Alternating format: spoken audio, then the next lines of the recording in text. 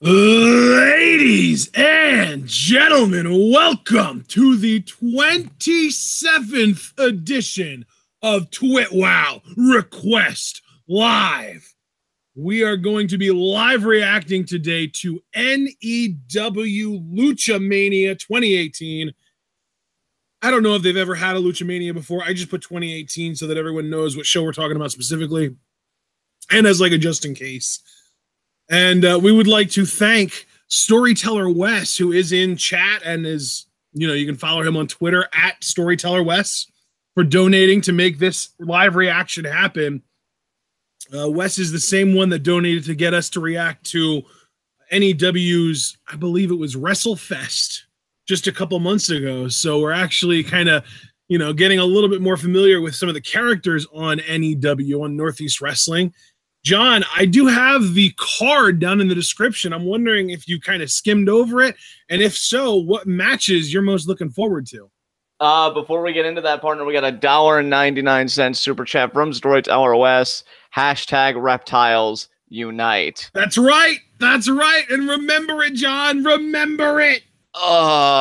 This calculated character assassination of my person perpetrated by Cobra Moon and the rest of her ilk, including all of you people, has not gone unnoticed by me.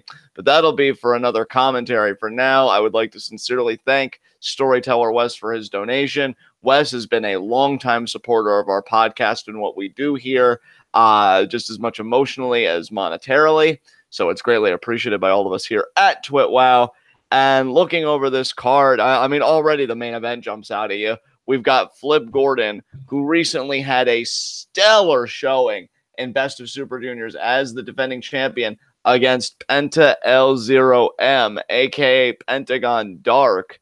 That should be one hell of a collision. And we've got a women's match to open, Karen Q versus Kasey Catal, I'm guessing is how it's pronounced. Bold Dredd versus Chris Battle in our second bout. Jake Manning, not to be confused with any football player, because there is a Jake Manning, right? In the NFL? No, it's Eli and his brother Peyton, and they have brother Cooper, and their dad is God, I forget what their dad's name is. I really feel like a Jake Manning should be in that bunch, but I'll take your word for it. No, there's no Jake. Jake is the man scout, Jake Manning. I see. Well, there you go. But we do have a Jake Manning here against Sam Adonis. Christian Casanova, who I think I remember from the three-way match from the last show we covered, going against Fenix. Yeah, have fun with that. Adrenaline Rush, who, again, I remember these guys. Beg pardon? Archie Manning is the father of the Manning brothers. Oh, okay. Adrenaline Rush, who I think from the last show we covered, lost the tag titles to Robbie E and somebody else who I can't remember. And Ron Zombie versus the amazing Graysons, JP Grayson and Tommy Grayson and Brian Anthony. And then we've got Brian Milonas and Wrecking Ball Legursky, who, again, I think we remember from that last show going against, who was it, Brad Hollister that you like? I think they are going against one of these guys that you liked because he was tall. You could even do some flippy stuff. Oh, yeah, the guy that I was a big fan of that I actually ended up following on Twitter then was Josh Briggs. Okay, so he's the tag partner here. I knew it was one of these guys because I knew one of those guys had issues with Legursky. So, see, I vaguely remember stuff from the last show, which may help us for our coverage of this show. But, partner, enough of me running down the card. Let's get into this actual show because I do have it pulled up. All right, well, we're not going to be doing any skipping. We're just going to get right into it. So we've got this thing pulled up. Wes, I don't know if you have this pulled up or if anyone else was able to find this and able to pull it up on their own, but we are going to be starting this thing in 3, 2, 1, go. Welcome. Here we go. Northeast Wrestling. Seems like a better venue this time, and I actually like the camera they've got going on here. Yeah.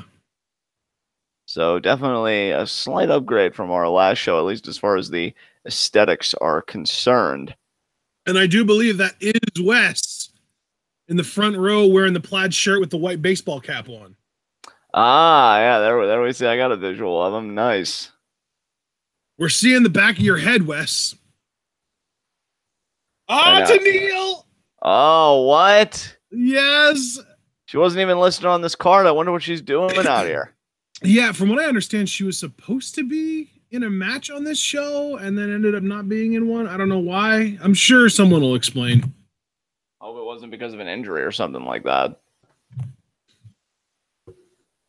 I'm just glad she's here, though. I mean, even if she's not, I mean, I would prefer to see her in a match, but if she can't be in a match for whatever reason, it's cool that she showed up to be like, hey, guys, you know, Absolutely. sorry I can't wrestle, but I'm still here. She's probably still going to do like autograph signings, shit like that. It's cool. Yeah, it's going to be awesome.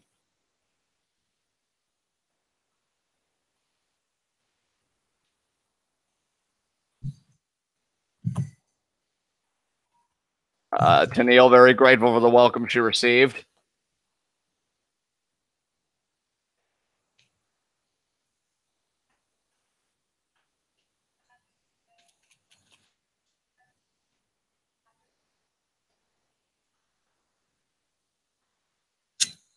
There it is. She's not cleared to compete.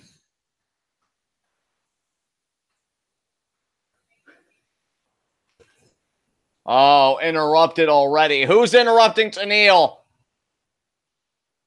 Kasey Catal. Well, Kasey Catal, you're on my shit list. And she is in this first match, so we're already on track. Oh, Tenille immediately with the who are you?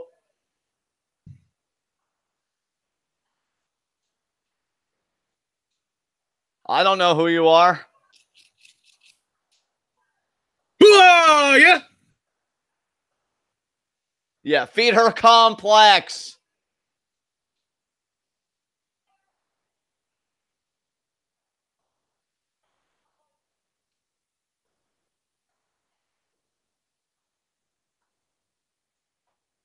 Wow, way to go, random fan. Oh, yeah, I think this was originally supposed to be Tenille versus Mandy Leon. Oh, wow, okay. $1.99 super chat from Wes. 90s Jericho called. He wants his hair back. Ooh. I always thought that was a cool hairstyle, so I can't even hate on it. Don't hate on the top knot, okay? I think Wes just did.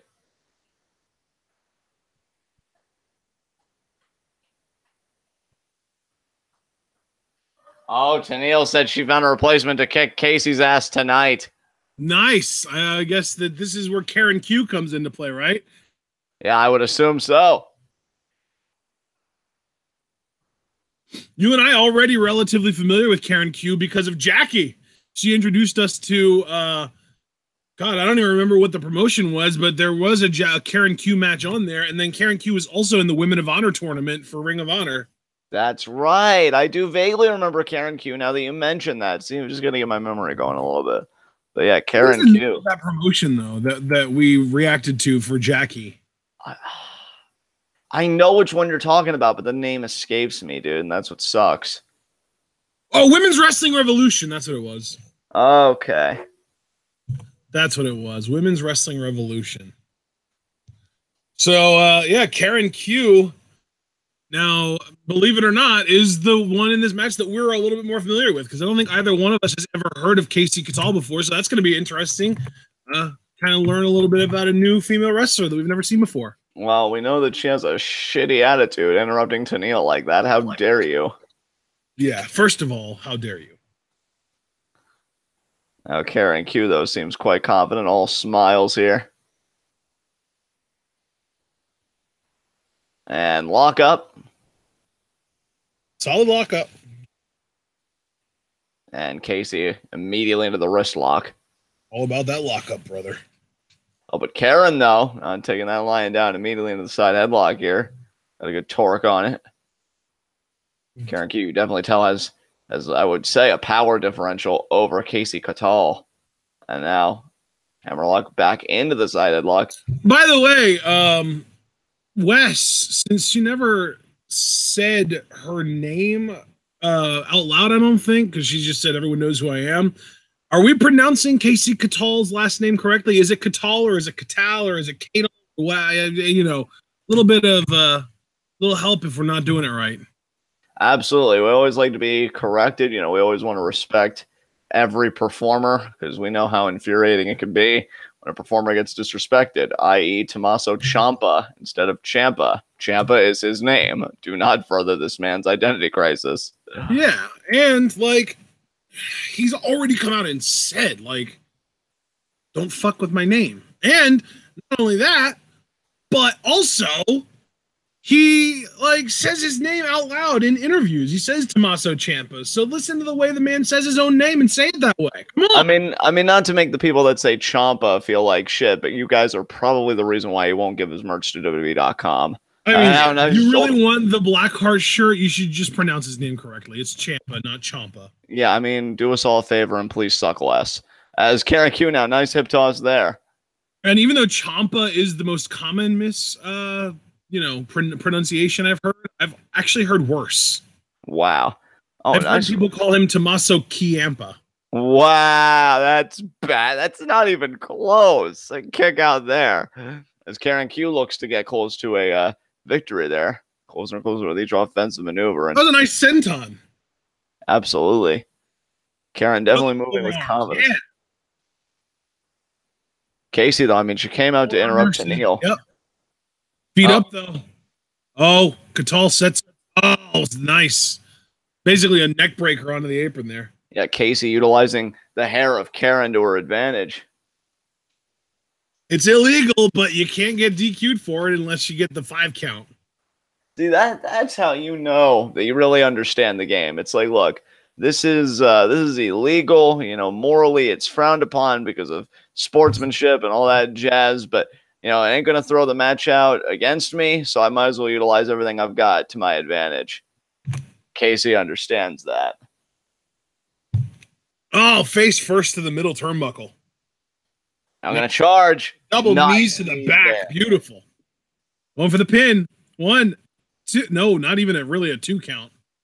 Karen staying in this, just shot that shoulder off the canvas. Yeah, man. Now, Kasey here, you can definitely tell she's getting more confident now that the momentum has shifted. Nice kick to the back there. And what a message it would be. I mean, she cuts Tennille off. If she could follow it up with a victory, I mean, she'll have definitely made an impression here tonight at Luchamania. Luchamania! And now, oh, man, Karen against the ropes there. This is not going to be good. Just kicked her right in the back. These shoot kicks. These kicks really working their way. And Kasey admiring her handiwork. You can tell Karen's feeling the pain too, man. Oh, Kasey going for a pin. Bit of a delay on that. I don't really know if that's the best decision. You know, I guess for Kasey, it's like, oh, my kicks are so effective. Nobody kicks out of them. Well, that somebody just did. We're in the rest hold here. Really going to try and ground Karen as best as she can. Who are you, Jonathan Coachman? Did you hear what he was saying about the Ronda Nia bear hug on Sunday? No, what did he say? He was literally, while Nia had Ronda in a bear hug, he was like, oh, you know, guys, this might be an advantage for Ronda because she gets to rest and recover, even though it's supposed to be like a devastating offensive maneuver that sucks the air out of you. Coach exposing rest holds for the business. God, did Graves call him out on it? Yeah, he literally said that's the dumbest thing I've ever heard. How do you still have a job? And I agreed with him. Oh, the nice neck breaker there by Kasey to Karen. Rope hung neck breaker. And now going for the pin. 1, 2, and no, Karen kicks out. What a kick out there. Now Kasey looking a bit perplexed. I think she put a lot of confidence in that maneuver, and the kick out may have disrupted her confidence some. And now she goes into the mount position, laying in these forms, and now just a simple slam the head in the back of the canvas there. Now Kasey going to charge after Karen. Splash in the corner. Irish whip. Yep. Charges. Oh, sent Kasey into the ring post, shoulder first. That was not good there. I mean, it was great for Karen, not so much for Kasey. Now you got to wonder here, how is Karen going to really work her way back into this match here? Forearm, that's how, right there. There you go. Well, there's your back start. Elbow. Karen now firing up. I think we've seen her do this before. Handspring backflip, forearm into the corner. Great forearm there. This is going to be an exploder suplex. It is. Gonna go into the cover here. 2. 2. No. Kasey kicks out. Close, but no cigar. Well, Karen certainly would love to just smoke one. She's just 1 count away from victory there. You can tell she's wearing Kasey out. Fireman's carry. She gonna go for an air raid crash here? Possibly, maybe a steamroller. Who knows? No. Waist lock. And Karen Q standing switch. Off the ropes. And both women roll through. Karen, though, in a dominant position here. Oh, misses the lariat. Kasey. Oh, no. Karen with a Samoan drop. Samoan drop there by Karen, but Kasey, though, I thought she was going to roll out. She does not. Cover here. Kick out, though, by Kasey. Kasey staying in it. Karen almost pleading with the ref like, hey, come on, give me a 3. Ref says it's not that simple. Out of my hands. What does Karen have left to try and neutralize Kasey here tonight? Kasey again.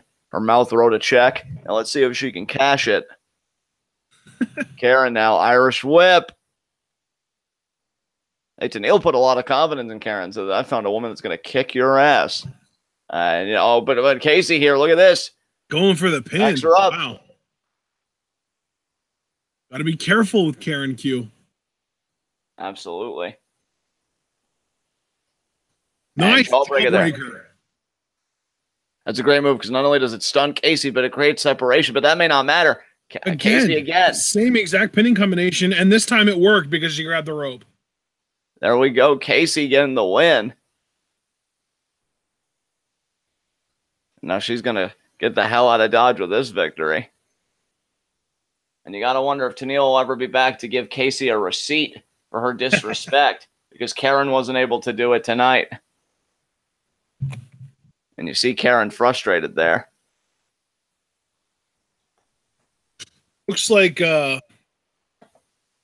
Luchamania was about 2 months ago, so it's very possible that Tenille could be back by now.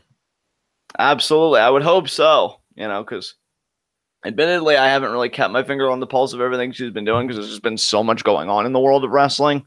But Tenille still being a part of the wrestling world is great for everybody. So, $1.99 super chat from Wes again. This event was on 420. Everyone was smoking one. Yeah, I bet.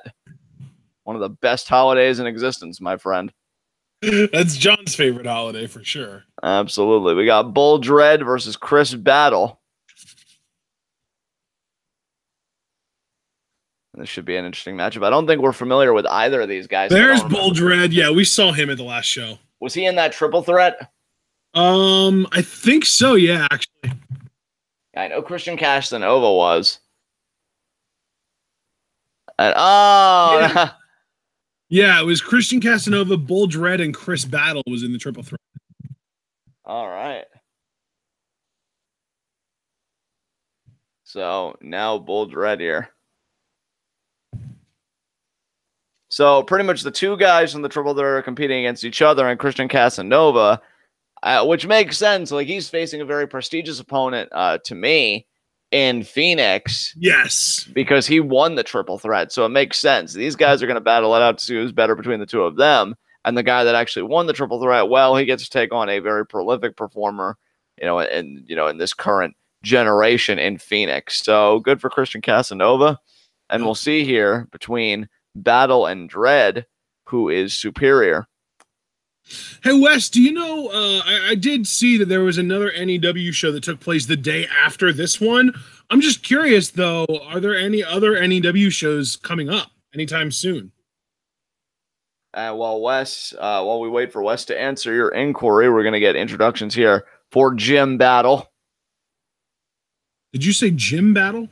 Isn't it Gym Battle, I thought? Chris Battle. Fair enough. Gym Battle's what you do in Pokemon. That was my mistake. Oh, bringing it back, baby. And Chris Battle. But I wanted to be a gym leader. Yeah, they always seem like they had it easy, just waiting for challengers. There's Chris Battle. Nice mask he's got going on there.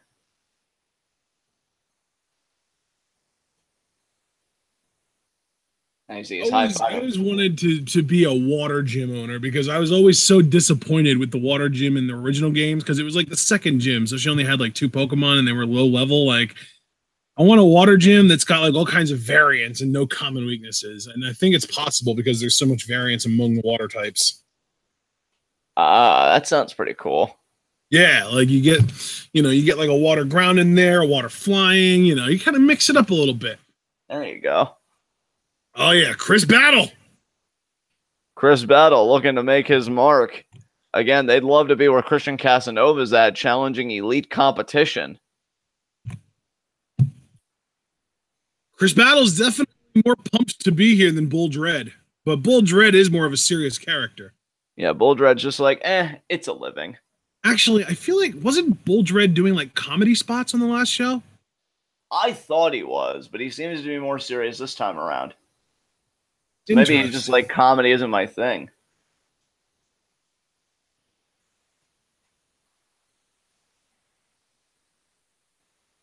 And now here we go, these two. Chris Battle and Bull Dredd. Lock up. Two big men, it seems like. Now they're Battle with a hammerlock. Nice hammerlock there by Battle. Bull finds a way out of it with a hammerlock of his own. Nicely done there. Good job, Bull. Now Battle doing the same. Interesting to see the bigger man going under the arm to reverse the hammerlock. I just find it fascinating that 2 bigger guys really are committing to any kind of chain wrestling, and they're not just already like throwing bombs like lariats and whatnot. What is this? That one random Big Show Kane match from the early 2000s? I know, right? And Bull Dredd. Chris shoulder block. Shoulder block. There we go. Oh man. Oh, off the ropes. Oh, and right there. Shades of Viscera. Oh, counter there by Chris Battle. What an arm drag. Arm drag. Oh, an arm drag by Dredd. Oh. They were trying to arm drag each other, and now Dredd with the taunt. Yeah, Bull Dredd still trying to psych Chris Battle out.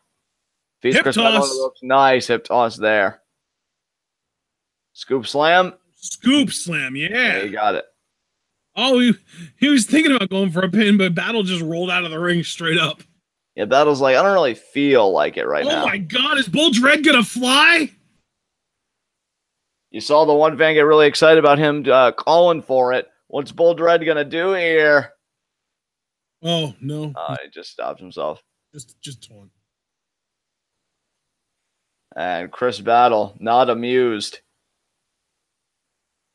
And arm over the rope, and we've talked about those ropes. They're like steel cables, so the arm draped across it. That's not going to make it feel good.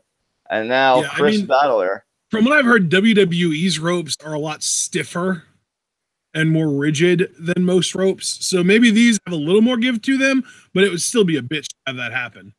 Absolutely. Lateral press, and Dredd kicks out. And now I like this here by Chris Battle isolating the potentially injured limb. I was going to say, WWE's ropes almost have to be more rigid because of how much bigger the average man on their roster is. That's very true. That's very true. WWE's been known as the land of the giants for years now, decades even. Now, look at this. Chris Battle looking like he's going for a modified hammerlock, a grounded hammerlock here. Chris Battle really zoning in on that arm, and that's great strategy. You wear that arm down long enough, and maybe at some point in the match, I don't know, lock in a Fujiwara or a cross arm breaker. You might be setting yourself up for a submission victory. Plus, you're taking away some of the offensive striking ability from Bull Dredd. And now look at that forearm right to the arm. And let's be real, the most important maneuver in Bull Dredd's repertoire is that grind. He won't be able to get both of his arms up for it if he can't. That's so true. That's an excellent point. Nice kick there by Chris Battle. Bull Dredd isolated here. And, now you got to imagine that this win is so important. Oh, what a shot. Everybody's looking to challenge Flip Gordon, the world champion of NEW. And a win here by one of these guys, it would be a first. Oh, his arm gave out. He couldn't even properly Irish whip Chris. And look at Chris Battle with the high kick right there to the arm. And again, these pointed strikes, brilliantly done by Chris Battle, but the forearm out of the corner by Dredd. Oh, Chris checking the arm. Oh, almost like a Pele kick right to that arm there. Very impressive. 2. Tell you, Chris Battle seems more impressive since the last time we saw him. I don't know, maybe it's just me, but I'm really enjoying the dedication, the game planning by maybe Battle. It's a relativity thing, because we got to remember the last time we saw Chris Battle, it wasn't a match with Christian Casanova, and he impressed us a lot. Absolutely, dude. I'm actually looking forward to see what Casanova can do against Fenix tonight. As you see there. Battle of the high flyers right there. Hey, I mean, it wouldn't be the first time that Premier Talent has come to NEW. I mean, remember the first show that we watched, we saw a match with Matt Riddle that he lost, and that was and we also saw Rey Mysterio in the main event of that show. Exactly. So Phoenix and Pentagon just continuing that tradition, and now Bull Dredd not slowing down. Oh, can't even Irish whip, man. That really handicaps a man's offense. Off the ropes. Nice back body drop. Now Bull Dredd off the ropes. Leg drop. 1, 2, no. Kick out there. And now Bull Dredd here, trying to mount a comeback, but he's got a bad arm. And you got to imagine with every offensive maneuver he executes, it's got to reverberate to that bad arm on some level. I think I just saw Bull Dredd do a throat slit. He might be measuring for something big here. Question 1 is, how big is it? Question 2 is, can it put Chris Battle away? I know he can't even do it. He can't even do it because of the arm. Pump kick there by Battle. Battle off the ropes. What a forearm by Dredd. Dredd has been resorting to these forearms with his right arm because that left arm's in so much pain. And now he gets him up. He has him up. Oh, but he got on his feet. Battle drives the shoulder into the turnbuckle. Battle off the ropes. Spear. That's going to do it. 1, 2, 3. You were right. That did do it. Battle wins. I'll tell you, Dredd could never come back once Battle started targeting the arm. And I got to say, that was ingenious strategy by Chris Battle. That's the kind of strategy that can get you in a ring with Flip Gordon for the NEW Championship. If he's still the champion after tonight, Penta L0M might have something to say about that. Cero miedo is what he'll say about that. Yeah. Porque yo soy Pentagon, whatever you want to call him, because he has so many goddamn names. It's Cero miedo. Yeah. And now Chris Battle showing the sportsmanship, extending the hand. And Bull Dredd actually reciprocates. There's the hug. That's surprising.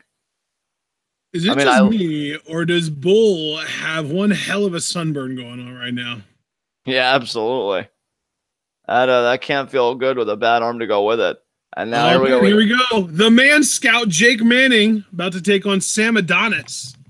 Now I do remember Jake Manning. See, when I see certain characters, the memories keep like flooding back from the past show we covered.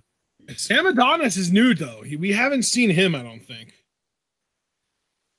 And Storyteller West. Oh, he did answer your question earlier. He said, I know there are a few coming up. I'm attending the Wrestling Under the Stars tour in August, which, by the way, will feature Johnny Mundo. Oh, my God. Wonder if we're going to be reacting to that when it comes out. Probably. We got Iconic Player 1 here enjoying this NEW action. Welcome, Iconic. There's Sam Adonis. Sam Adonis. He is one arrogant son of a bitch. I kind of love it. Well, I mean, the last name is Adonis, so it makes sense. Fitting. I mean, I will say, I think the confidence is warranted. I'm seeing all these plebs out here in the stands, and Sam Adonis is clearly a man. Did you know that Sam Adonis is also occasionally known as Sam Elias? No, I did not know that, but he's got a microphone here. And he was trained by Corey Graves? Damn.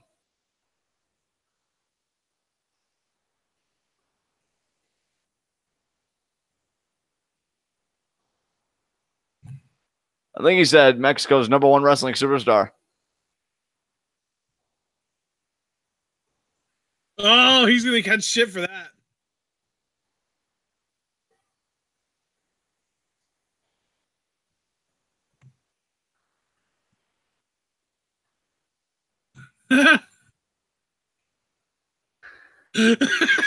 You're so right, Adonis.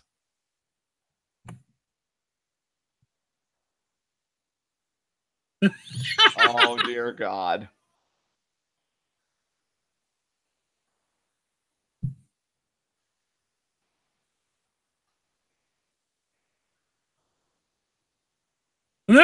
Yes. Oh! Oh, shit.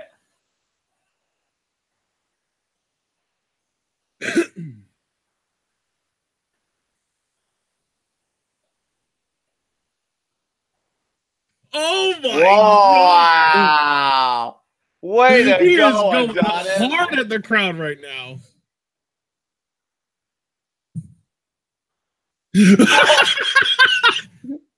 And just like that, he's my favorite wrestler on the show.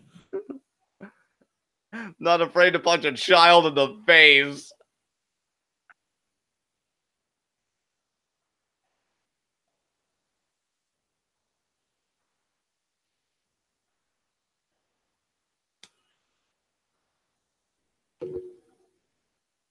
Sit back and relax while I do what I do best. How is Adonis better than everyone else? Are you asking literally how? Because I think he just showed it. I know, right? Oh my God, I didn't know they accepted food stamps for ticket sales. Oh my God. That was like low key. I mean, it was still tame, don't get me wrong. But I feel like that, like, you just throw a few swear words in there, maybe a bit more explicit material. That could have passed for an ECW promo back in the late 90s. Oh shit, Sam Adonis is actually the brother of Corey Graves. Oh shit, that genetic lineage though. Yeah, that makes sense though. He kind of sounds like him vocally. Oh, and now here's the douche. He must have won the genetic lottery though between the two of them, because he's like 6'4" and Corey's like 6'1". Here's the douche canoe, Jake Manning. How? What's wrong with Jake Manning? Why do you hate him? I mean, relative to Sam Adonis, he's kind of a wet noodle, but you know, it's whatever. Wow. Do not hate on the Man Scout, okay? Saw you you high-fived him, Wes. I hope you washed your hand after that. These freaking plebs. Wow. Look, I don't think he's going to win because he's got a distinct size disadvantage here, but I don't hate on Jake Manning. He's a good dude. But I mean, not only the size differential, but I mean, the last name of his opponent is Adonis. That's like a Greek god. Yeah, but still, he's, you know, we haven't even seen him wrestle yet. We don't know if he's any good. I mean, let's be honest. Would you use the same line of reasoning if it was Adam Cole against a scrub?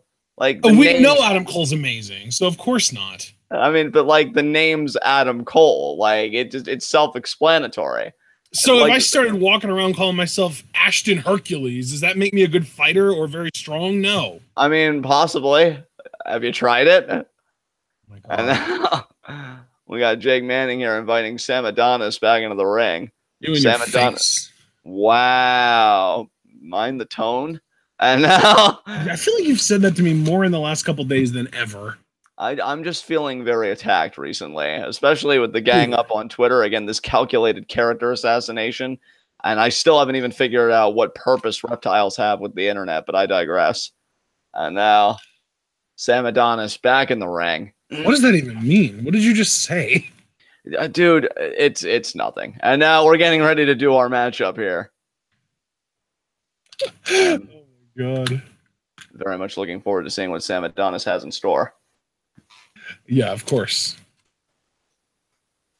But not because you don't like Jake Manning, just because you already have seen him, right? You're familiar. Actually, admittedly, Jake Manning is very fun in the ring. But, yeah, Sam Adonis, we didn't even see him on the last show, so that's going to be very interesting. Apparently, Jake Manning complimented Wes on his high five. Oh, there's the scout salute. Now Adonis correcting these fans. The secret to a good high five is to pay attention to where the high-fiving's elbow is. And more important life lessons from TWitWoW commentary, everybody. That's how we are. Secret to the high five. It's all about the elbow. You need to focus on the weenus. And now Jake Manning. Jake Manning wants for Sam Adonis to focus on his posterior.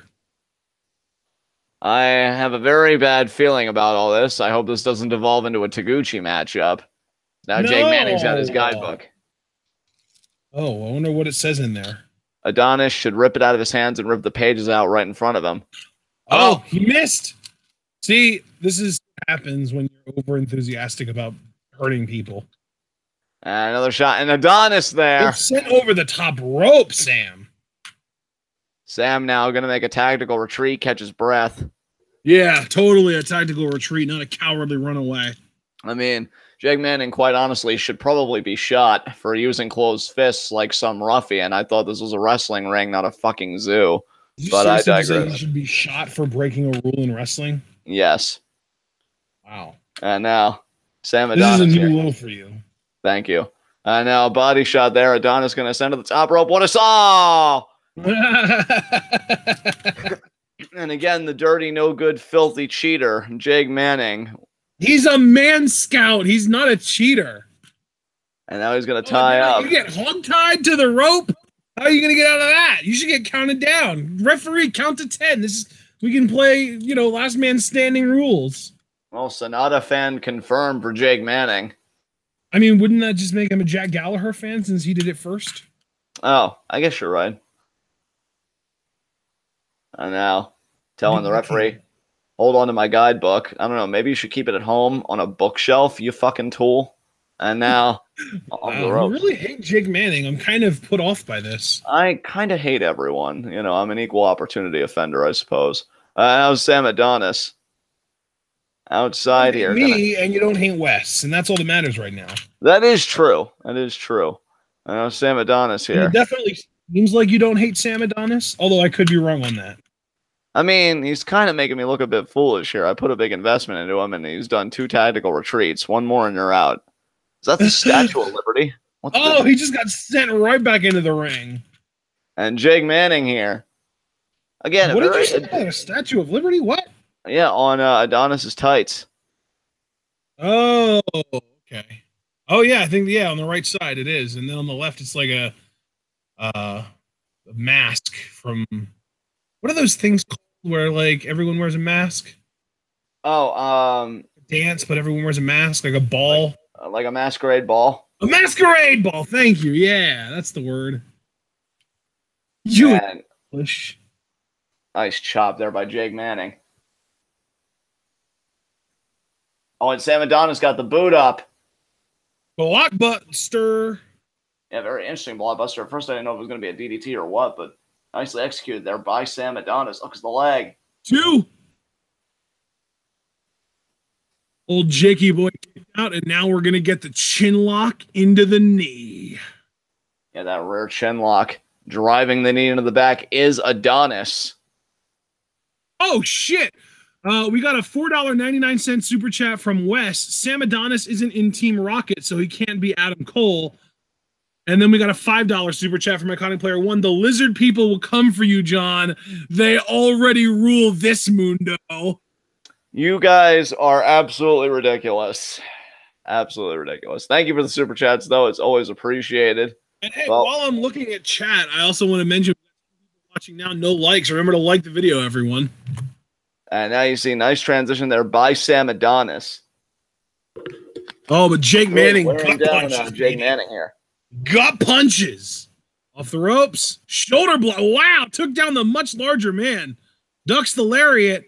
Going for a roll up. 1, 2. Oh, how great would that have been?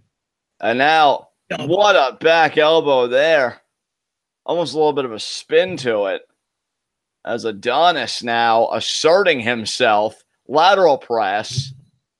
Jake Manning kicks out. Come on, Adonis. You're superior to this pleb. As is indicated. If he was that much superior to Jake Manning, he probably would have won the match by now. You know, tentatively, I agree, but at least the match isn't over yet, and at least Sam Adonis hasn't lost. Come on. Oh, what a chop from Jake Manning. Oh, man. Oh, and there's the what was that about punches? Do you want Sam Adonis to get shot now? I really don't know what you're even talking about. That seemed like a perfectly legal blow to me from where I was sitting. And now you see Sam Adonis with another perfectly legal maneuver. The knee into the back with the arms extended.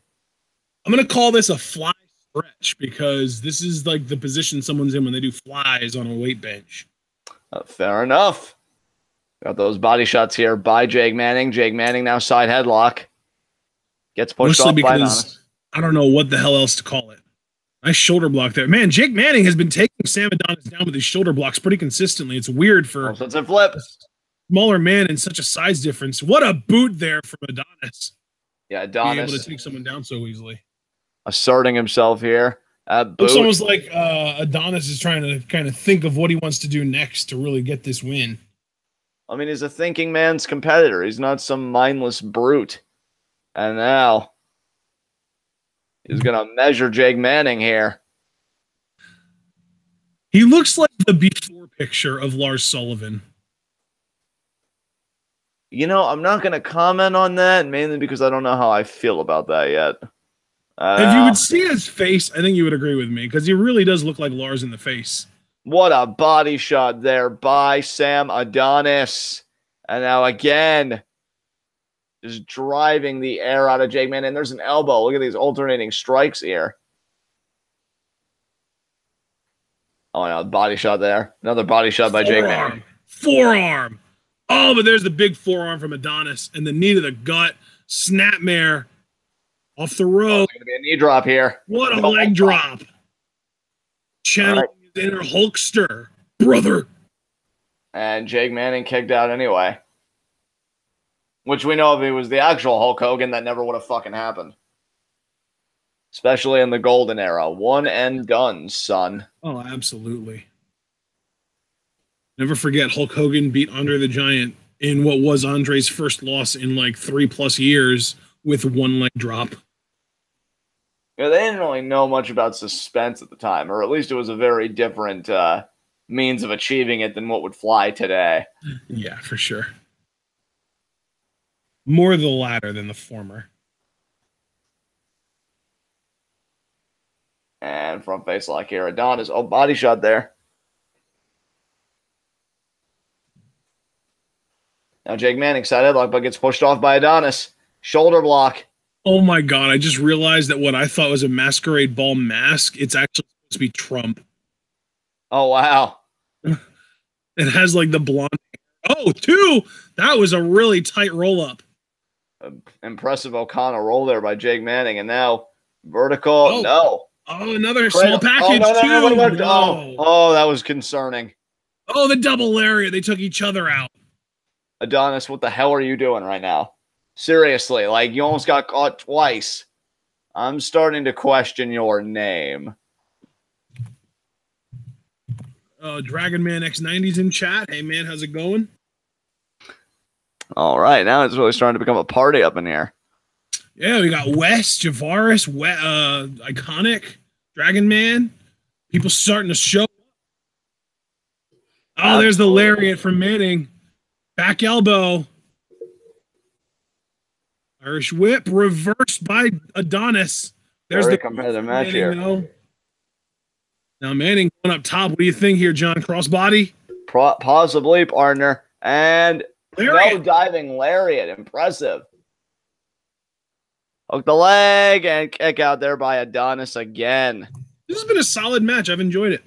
Absolutely, my friend. Absolutely. And now Jake Manning here. Measuring Adonis. Looks the lariat. The lariat. Power slam by Manning. Very nice. Oh, is he going to do the salute? Oh, shit. He's getting ready to do the people's headbutt, I believe. Oh, wait. He does like a salute into a headbutt. Oh, it's a chop. Okay, the people's chop. And now Jake Manning. Fireman's carry. What's he thinking here? Death Valley Driver into the pin. 1, 2. No. Kick out there by Adonis. Adonis showing that he can be resilient.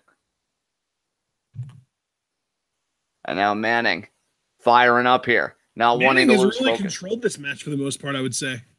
I would agree with that. I wasn't expecting it. Avoids the double sledge with a kick. Nice cutter. Going for the pin again. 2. Adonis just will not stay down. No, he will not. I guess that's the advantage, though, with the size. The size advantage will grant you more durability in general. Oh, but now Manning.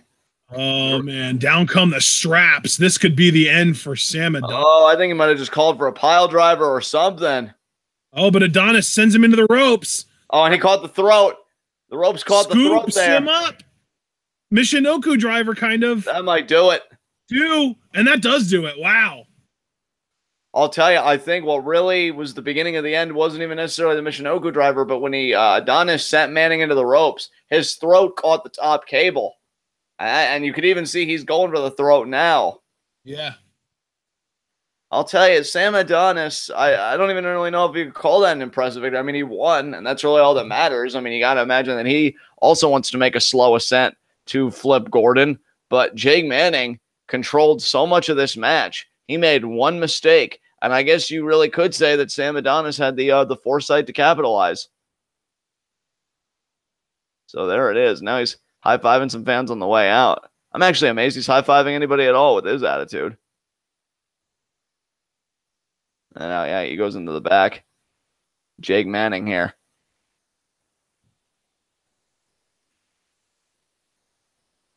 Jake Manning now getting slowly back up to his feet. Again, showing that he's a very adept competitor. And you got to wonder what the future holds for this man. I mean, he can go with the best of them. Yeah, I just don't think he could really put it together and get those wins. Because I remember him losing on the last show we covered, and now he lost here. But this is our first, in my mind, big match of the evening. Rey Fenix versus Christian Casanova.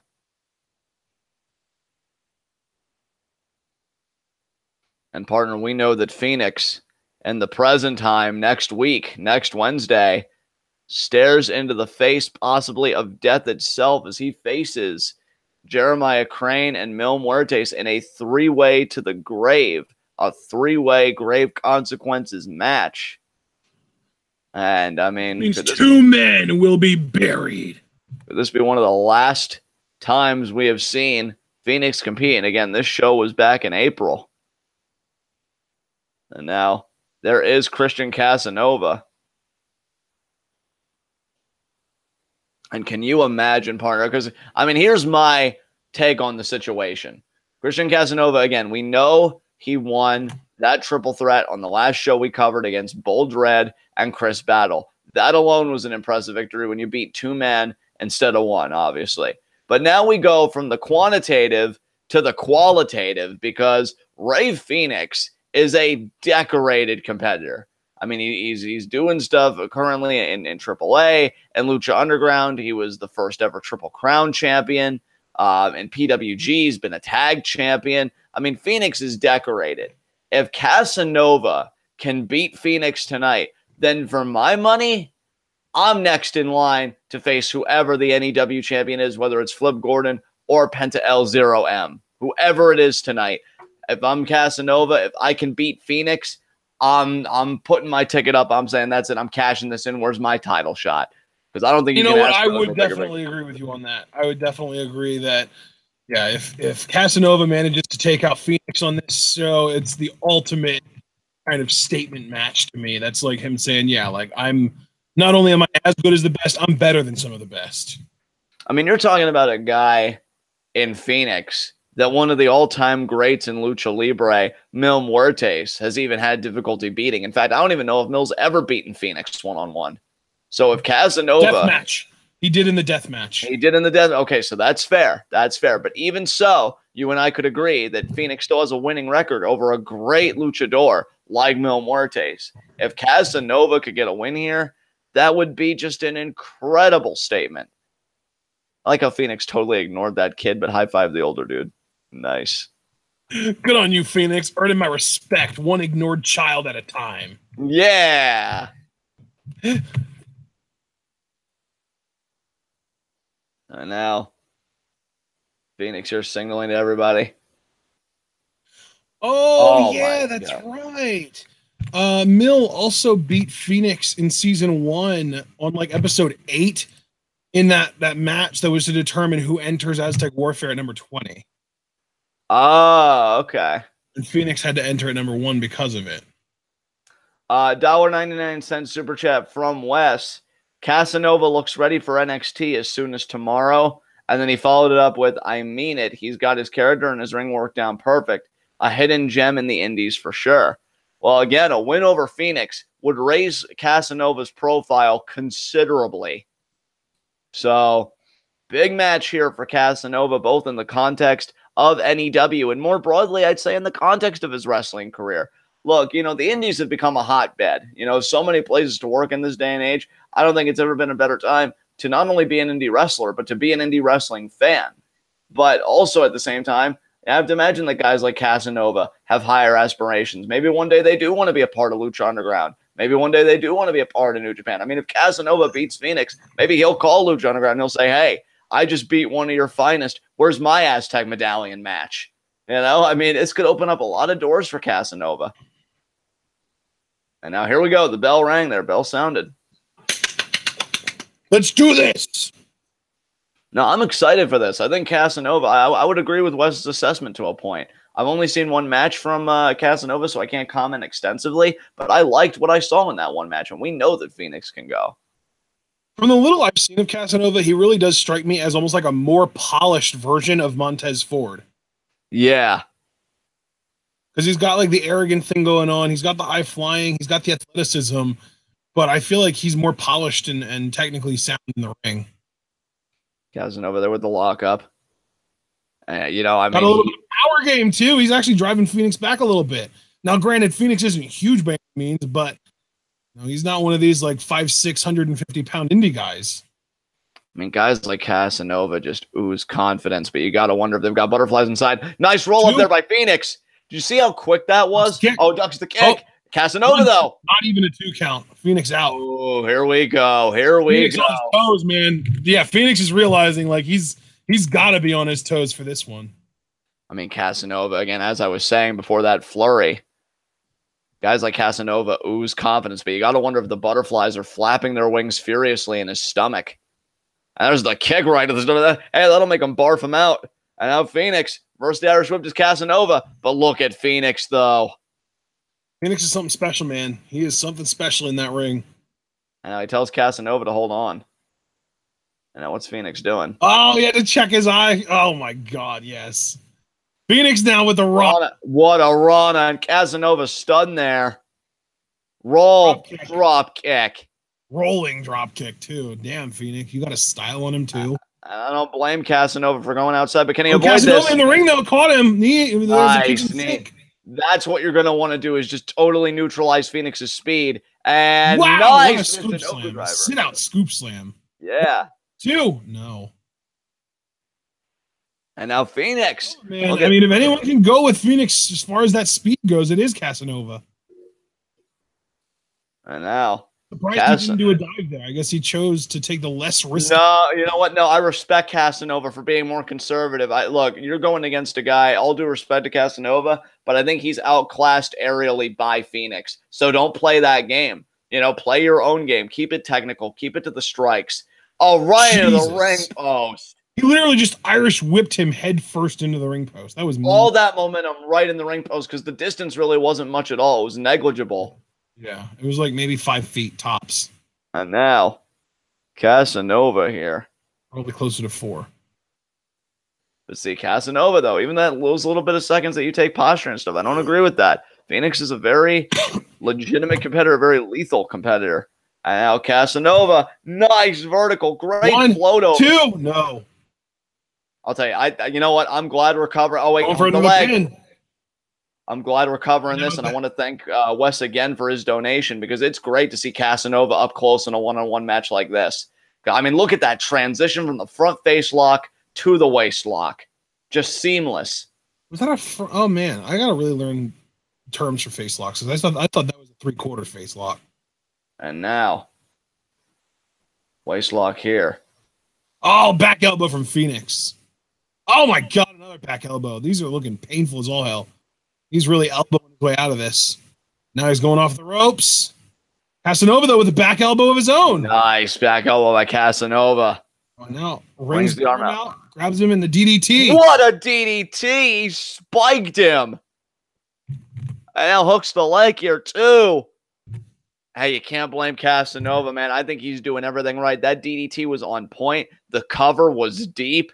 We just know how resilient Fenix is. He is a man with an indomitable spirit, that will to win, as was often said by some of the greats like Shawn Michaels. Super kick there, speaking of Shawn Michaels, by Casanova. And now he's going to set Fenix up. Casanova knows what a huge match this is. You can tell by the way he's moving in there. Oh, what a leg drop. Wow. Yeah, this dude was definitely the star of that triple threat. We're seeing it here. Kick out there by Fenix. Casanova is moving with such confidence. You can tell, like, he knows tonight could be my night, but I got to make my own luck, and I got to beat Fenix. You want to talk about rising from the ashes? Casanova might be about to ascend. Oh, what a super kick. Fenix kick. has the best super kicks in the damn business. Oh, and there's the spinning back kick to the face. What a back kick. Spins the Casanova out. Roll. Jesus Oh, Christ. my God. Turned him inside out. Holy hell. That might as well have been a damn rolling freaking snapmare driver because he straight drove his head into the ground. Oh, enough. Fenix. Tope Suicida. And notice how Casanova's back did hit the guardrail. Oh, now Fenix going up top. He's going to do the... Oh, man. This match might be over before we even know it. I mean, this is not looking good. Fenix, he isn't even on the top. Oh, my God. Holy hell, what a senton. That's it. No, it's not. Casanova. I knew he was going to kick out. I knew he was going to kick out. He's got more heart than that, man. You know what? That makes me respect Casanova even more. He isn't just some arrogant, pretty face. The guy can go. And he knows, again, what a huge opportunity this is. So he may even be tapping into reserves that he didn't even know he had here tonight. Man, Fenix is really something special in that ring. He is a freakish athlete. And now... Oh... Waist lock, arm. Oh, Casanova trying to get out of his back elbows. Oh, Fenix caught his arm. Got the single arm trap. Rip cord, win for the Enziguri. No, Casanova shoves him into the ropes, grabs the arm, snapmare onto the knee. There's the boot. Super kick from Casanova. Oh, Casanova now measuring Fenix. Oh my God, that's a huge sequence. What's he gonna finish it with? Lung blower. Oh my God, he's not done though. Axe kick. Oh, that might do it. That was one hell of a sequence. No, that was a scissors kick. Oh my God, how close. Wow. Scissors kick to the back of the head. Taking a page out of Booker T's playbook. Combo Casanova only gets a 2 count. Unbelievable. $1.99 super chat from Storyteller West. The girl next to me almost had a heart attack. I almost had a heart attack, for God's sakes. Casanova came within an eyelash of beating the first ever Triple Crown champion in Lucha Underground. Now picking up Fenix by the mask. Casanova has got to stay on him. You've got to stay on Fenix. You've got to keep perspective. And now... but Fenix with a knee. Fenix going to counter. Oh, Casanova with a knee. Casanova, man, showing he is as capable as they come. These guys are so evenly matched. Oh, what a chop from Fenix. Chop from Casanova, but Fenix has definitely had more of an effect. Oh, Fenix, he's even kind of, I guess, readying his hand up. And I'll tell you what, partner, if I'm Flip Gordon, and there's the chop there by Fenix, if I'm Flip Gordon, I'm kind of sweating a little bit, because not only do I have to worry about Pentagon tonight, or Penta L0M, as you know, but, I mean, this match could very well be a de facto #1 contendership match with how hard these guys are going at it. Now, kick to the head there by Fenix. I don't know, though, because Fenix doesn't work here on the regular. So if Fenix wins this, then he's probably not going to take advantage of that #1 contendership. And Casanova just goes right for the eyes. Hey, that's smart. He knows who he's in the ring with. And you know what? Take those liberties. Yeah, he's just like, oh yeah, go ahead. Say I'm not allowed to do that, ref, but you're not going to disqualify me. Oh, spinning back kick. Oh, kick to the front. Oh Oh, what my a shot to the God. face. Wow. Fenix now firing up. Off the ropes. Casanova. What a boot. Uppercut. Oh, we're getting the rewind into the super kick. Jesus. Oh, but Casanova. Shit, they knocked each other the hell out. Damn. Fenix did a traditional roundhouse kick. Casanova did a spinning roundhouse kick. And by the time Casanova's landed, Fenix's did too. And now whoever makes it to their feet first might just get a foothold in this match, which they desperately need. I would say more so Casanova than Fenix, but either way. And Casanova stirring. Fenix stirring. I got to say, of the two shows we've covered all together, this has been probably my favorite match that we've seen. This has been absolutely incredible. Right hand there. Chop there. Overhead chop. Chop. Overhand chop. Chop. Alternating overhand and knife edge chops there. Oh no. Fenix rolling. Oh, powerbomb. Powerbomb. Powerbomb from Casanova too. And Fenix kicks out. Unbelievable. Casanova though, right on it. Right on it. Oh my God, Falcon Arrow. Two? No. Oh my God, he gets closer and closer with each pin attempt. What is it going to take? And Casanova knows it. Casanova, though, he can't give in to the frustration. He can't listen to it. You know what I think it's going to take? What's that? I think it's going to take a frog splash. He calls it the Fedora frog splash. I think that's what it's going to take. You're probably right, because, I mean, Fenix has absorbed so much punishment already, but you can tell the kickouts are getting weaker. Casanova's got to stay on him. Oh, no, he's got Fenix. By the mask again, but Fenix checking Casanova. Sends him into the corner. First into the turnbuckle. Springboard. Oh, my God. What a moonsault. Hooks the leg. Two. No. Oh, my God. Fenix, though. Forearm into the corner. Sets him up on the top rope. Overhand chop. Oh, he's going to do a muscle buster. What? This is not good for Casanova. Yeah, damn right. God, it's not. Spinning muscle buster driver. That's going to do it. 1, 2, 3. Yeah, that is it. Oh, my God. Wow. I will say, though, I was rooting for Casanova. I thought he had the chance to get one of the biggest victories of his life. But, man, did Casanova show us something tonight. And Fenix once again reminding us why he's one of the best athletes in wrestling today. Unreal. And you see Wes there doing the Fenix pose. Wes certainly respecting the effort of both of these men. And I'll tell you, Fenix really is. He's something special. Just makes you wonder if that athleticism can save his soul next Wednesday in three-way to the grave. Casanova gets to walk to the back, but I would not hang his head down. I would keep it up. That was a phenomenal effort by Christian Casanova. And I still say, if you're Flip Gordon, Casanova may not have won this match, but I think he's nipping at your heels with those kinds of performances. Yeah, especially because Fenix really is one of the best in the world right now. Absolutely. What an incredible outing. Yeah, this isn't like some random guy happens to be on a TV show showing. Legitimately a big deal. Oh, and now we're about to get King Brian Anthony and the Amazing Graysons taking on Adrenaline Rush and Ron Zombie. Brian Anthony, I appreciate him dealing with these rapscallions in Adrenaline Rush, but hopefully he doesn't get too hurt out there. We actually just saw Adrenaline Rush on the last show losing the tag titles to Cam Zagami and Robbie E., who aren't on this show at all. Zagami was his partner's name. Thank you, Ashton. I knew I was trying to think of somebody. And there are the Amazing Graysons. However, I think we're dealing with another situation where Wes is going to have to tell us exactly which Grayson is which, because we know that one of them is JP and the other Tommy, but I do not know which is which.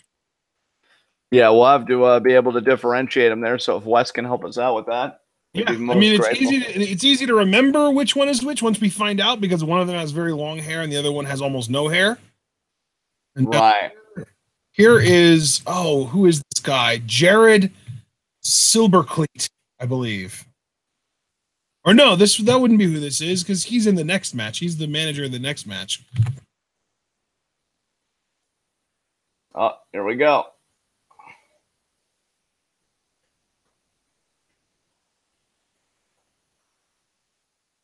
Ramshackle Town.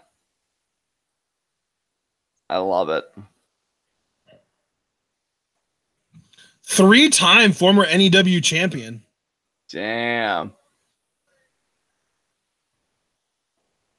Wow. Longest reign lasted 1,052 days. Damn.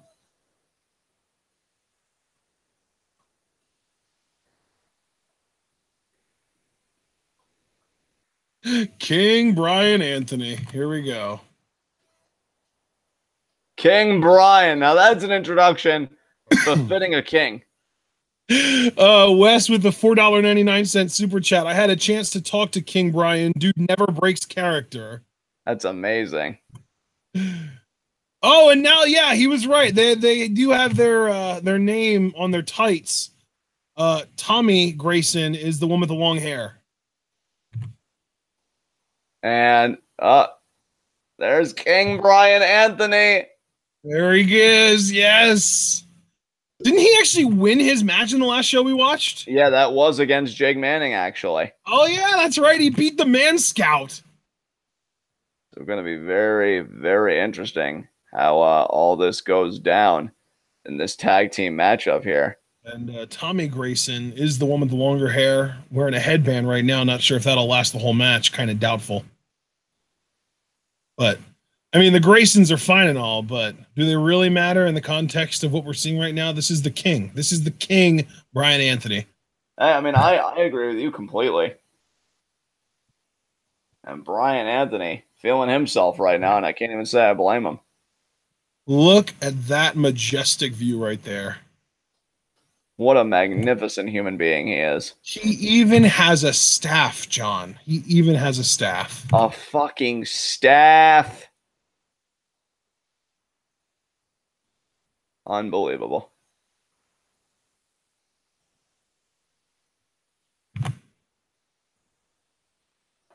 And now we see Brian Anthony here with his subjects.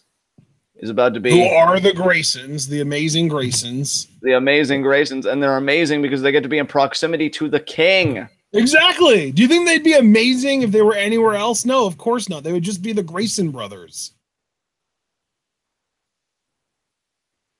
And now.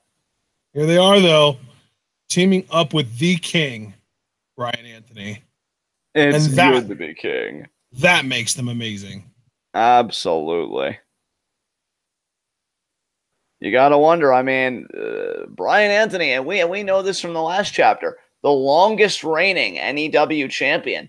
I wonder if it eats him up inside to see Flip Gordon in the main events, getting the tag with the likes of Rey Mysterio and facing competition the caliber of Penta L0M. You know, Brian Anthony on some level may be thinking that should be me, you know, in there. So you got to wonder if after this tag match, if him and the amazing Graysons win, if Brian Anthony's next step would be going back after the NEW World Championship. And here are the guys from Adrenaline Rush. An Adrenaline Rush here. You know, they'd love to get back to their winning ways. They'd love another tag title match against Robbie E. and Zagami.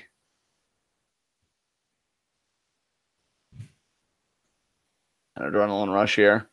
And I hope I remember correctly that the guy with the longer hair in Adrenaline Rush is Youngblood. I think we will, because I don't think we had too much problem with it last time. It just, you know, we just got to get used to it again here.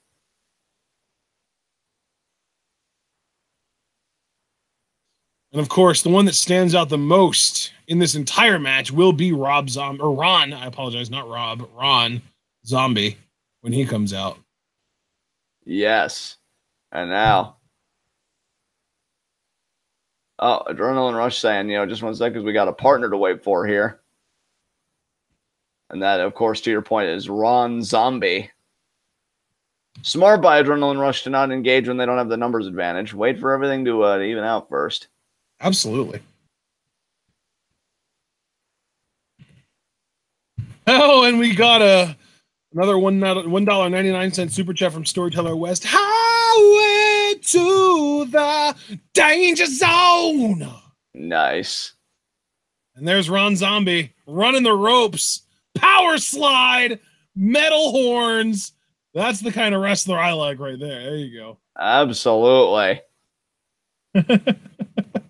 Ron Zombie Ron Zombie and Adrenaline Rush looking to make their mark tonight against Brian Anthony and the Amazing Graysons. Brian Anthony doesn't seem too amused though, and I can't even say I blame him. Why does is it PJ or JP? It is JP. Why does JP Grayson keep showing us his hand?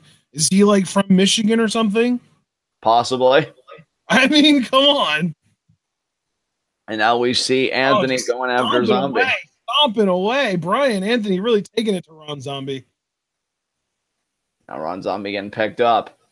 Oh, and Tommy Grayson with a chop on Keith Youngblood.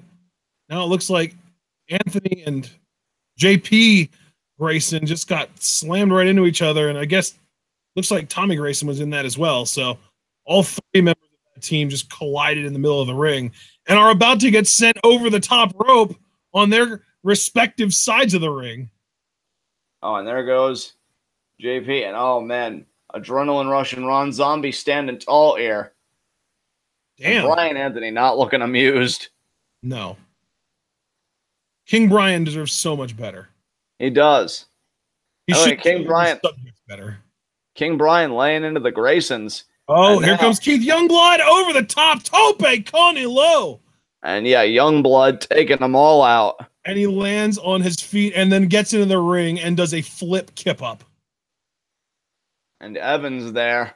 He's fired up. Ron Zombie's fired up. What an athlete Keith Youngblood is. Absolutely, partner. Oh, and another $1.99 super chat from Storyteller West. There's a lot of bad blood between King and Zombie. Oh, okay. And look at King Brian slapping, I believe you said JP in the face and then feeding him to the wolves here. No, that's Tommy. Tommy's the one. That's Tommy. Tommy, well, then got the taste slapped out of his mouth and fed to the wolves. Oh my God, look at how much smaller Tommy Grayson is than Keith Youngblood. And Youngblood here. Oh, got sidestep. What a vertical leap. Drop kick. Very nice. Beautifully done by Youngblood. Damn, Keith Youngblood and Daniel Evans are way bigger than I realized. And now Daniel Evans is huge. Look at this guy compared to little Tommy Grayson. Double arm drag there by Evans. Now look at Youngblood. Getting a little bit of an assist on a splash. Evans in for the pin too? No. You know, Adrenaline Rush again would love this victory. They want to get back in the NEW Tag Team Championship hunt. And now, Tommy here going to be tossed. And now Evans signaling one more time. King Brian. Definitely frustrated. Oh, Tommy slides out. There's the tag to JP. JP in now. Oh, but Evans with the lariat right away. We don't really care who you tag in. We're going to take you all out equally. What a back elbow. And King Brian wondering what the hell is happening to his court right now. Adrenaline Rush are equal opportunity dominators. There's a back body drop to JP Grayson. And JP's face tells a better story than my commentary ever could. Kick out there. Brian almost had to make the save there. You saw that, right? A king should never have to bend down to help his subjects. That's just unbecoming. So this court should really be ashamed of themselves. Oh, but there's the back elbow from JP. It's out of the way. Tommy snaps Daniel Evans' neck on the top rope there. We saw that come into play just a couple of matches ago where Sam Adonis was able to beat the Man Scout Jake Manning with a similar maneuver followed up with a Michinoku driver. And then what a kick there by Tommy. And now Tommy Grayson leaning into Daniel Evans while he's draped over the middle rope. And now Evans here really struggling. Now we've got Brian Anthony in the match. Now things can pick up a little bit. King Brian the here. King has arrived. Oh, look at him flexing there. Look at those guns. What a axe handle off the club rope. to the arm. I don't know if Daniel Evans is going to be able to use that arm anymore in this match. That was devastating. Yeah, I mean, Anthony might have just totally incapacitated it. Front face lock here. Now could be thinking vertical suplex. And and he got it. What power by King Brian. Evans is a bigger dude. Evans Check kicked out out there by Evans. And Keith Youngblood loves that. Ron Zombie would love a tag back in. Wes already noted to us that King Brian and Ron Zombie, I mean, their issues run deep. Yeah, Ron Zombie definitely aching to get into this match. In fact, speaking of, let's check in on the chat and see. Wes said, Zombie was the minister at my cousin's wedding and is the person who told me about NEW. Keith Youngblood just tweeted the link to this live reaction on Twitter. Well, thank you very much, Keith Youngblood. Very much appreciated. Cover here by King Brian. And Keith Youngblood making the save. Oh, but JP there with the cheap shot right to Evans' face. And Evans now trying to make a tag. And now, tag there. Knee by JP. Now stomping there. Foot choking him. Oh, the kick to the head. Yeah, stomping on Evans. And Youngblood and Zombie are not happy about that, but them getting into the ring allows the distraction for the ref so that the other guys can keep going, triple teaming Daniel Evans. I don't know, though. Evans has got that thickness. He's durable enough. I think he can handle it. He just needs to get the tag now. Oh, and now Tommy. Nice running blockbuster. On a seated Evans. Oh, and now Brian Evans is in the ring, or he's legal, I should say. Oh, and he is on the top rope. Are we about to get a triple team? There's an elbow from JP Grayson. Here's an elbow from Tommy Grayson. And now Brian Anthony showing off the guns, heading all the way up to the tippity top of rope and coming off of it with an elbow drop. What a beautiful elbow there by King Brian. Lateral oh no. Zombie immediately. The count couldn't even be initiated. He was on top of it. Can we call that the King's Court elbows? That's fine by me. And you see now the amazing graces. Oh, but Evans. Oh, wow. Yeah. You should never leave your, your court to do your work for you, because that's the kind of stuff that happens. They get beat up. And, we talk about the tag division. I would have to imagine that JP and Tommy Grayson have tag title aspirations as well. I know. Oh, man. King Brian driven into the corner. Here comes Keith Youngblood. Takes out both of the Graysons with lariats, and now the forearm to Tommy. Oh, and the spine buster to JP. Beautiful. Beautiful spine buster by Keith Youngblood. Oh, but there's the running, almost like a shotgun single foot drop kick from Brian Anthony. The King taking advantage of the distraction. Only a 1 count, though. Very nice. Keith Youngblood not to be denied. I think this match has more gravity than we may appreciate here. As now King Brian, back suplex, he got it. Yes, he did. We need to get Ron Zombie in here, man. We know he already hates Anthony.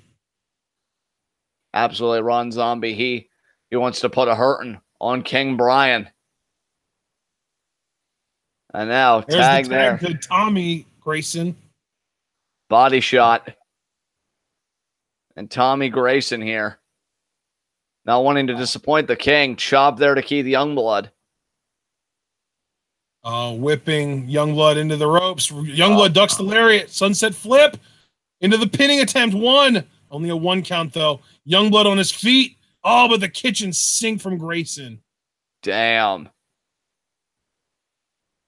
Oh, and there's another kick there. Man. I mean, Grayson, much smaller than Youngblood, but really taking it to him right now. Absolutely. Triple kicks from all 3 members of the King's Court over here. And now. Oh, and now delayed drop kick right to the midsection in the corner. Unbelievable. And going for the pin, too. No, only a kick out. Oh, man. Kick out there. Oh, and there's the tag. Brian Anthony back in the match.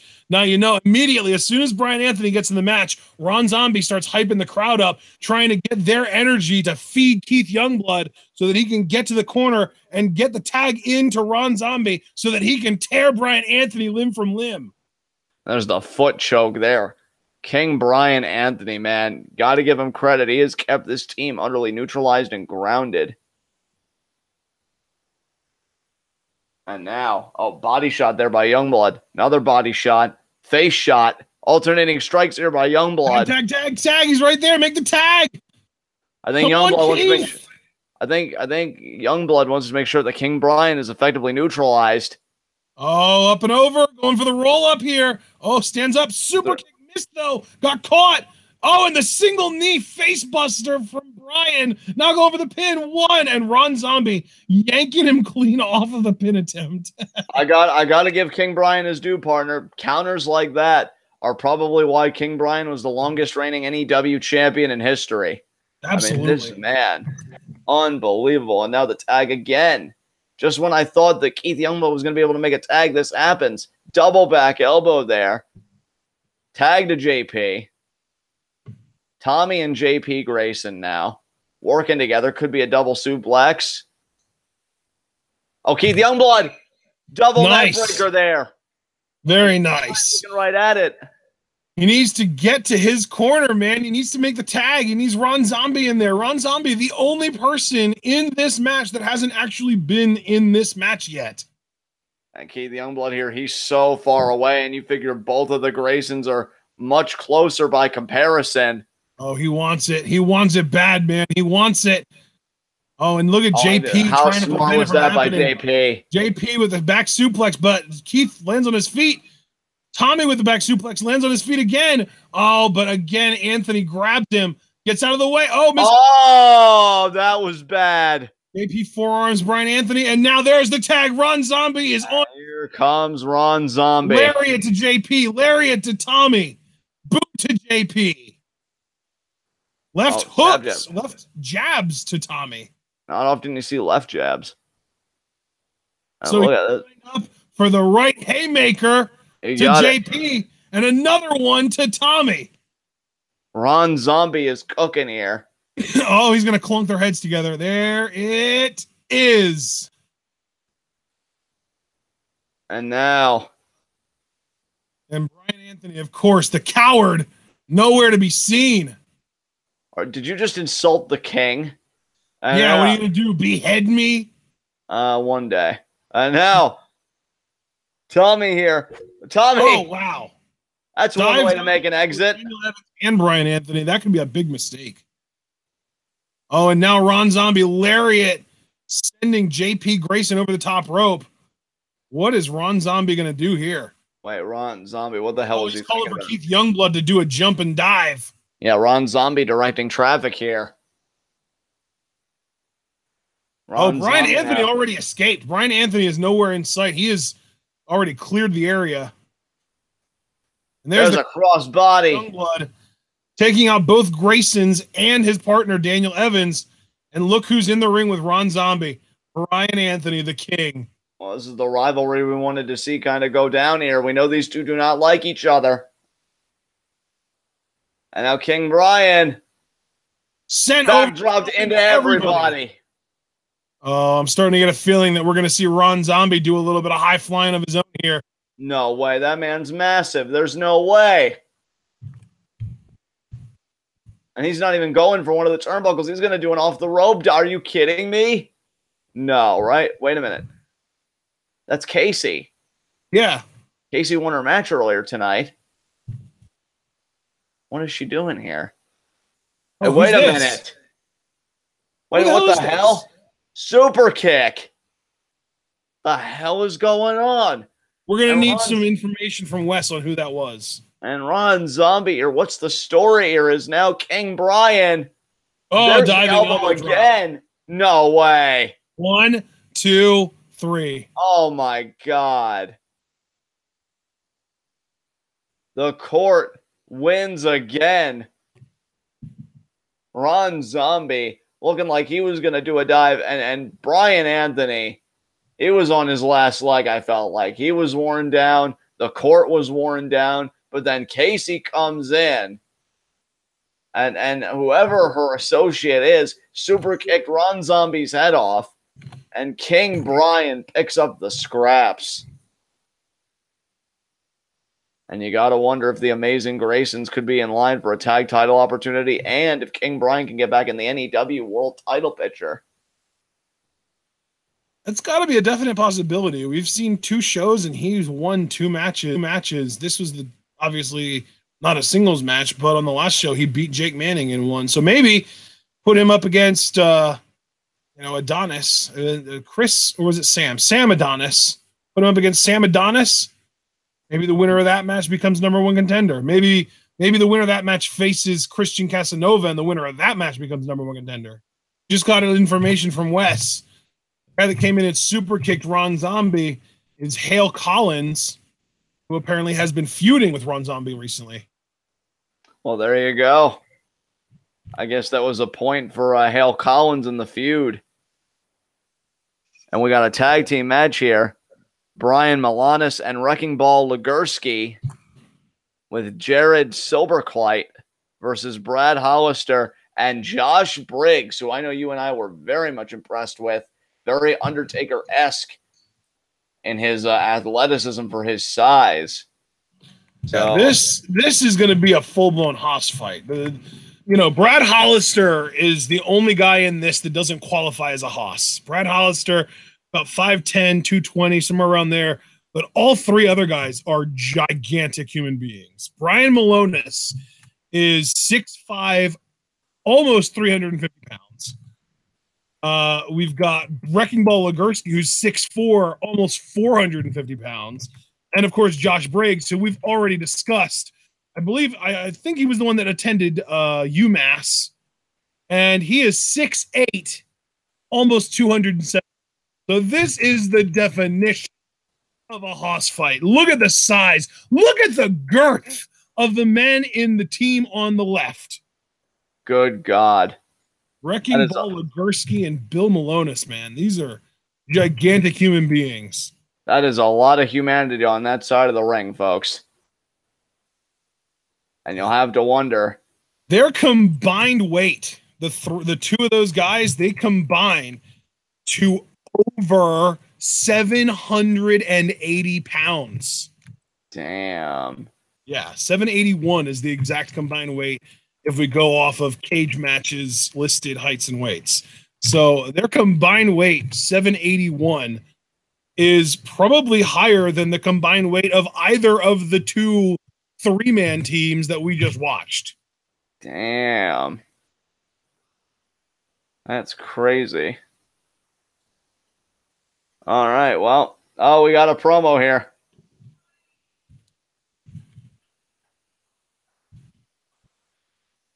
Oh, he's saying his name and introducing himself, I guess.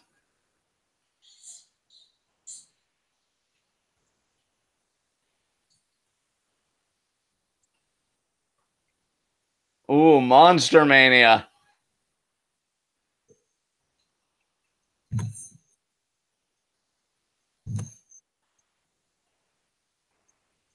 He's not even really wrong. Yeah, really.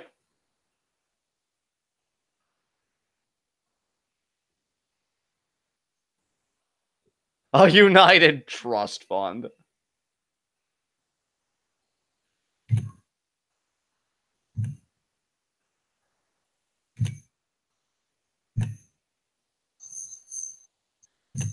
Well, at least he conceded. Oh, I said, think you are. Never mind.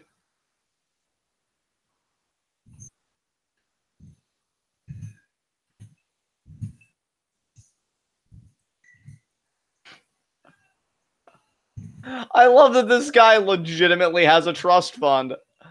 There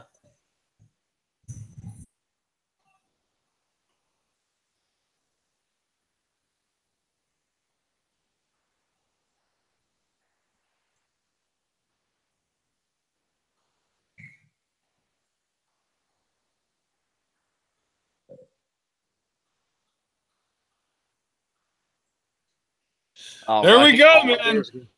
Brian Milonas and Wrecking Ball Legursky. Look at the size, the girth, John, the girth. Girth is definitely the word of the day here. Good Lord. And I noticed Silberkleit saying something about Legursky being the #1 contender.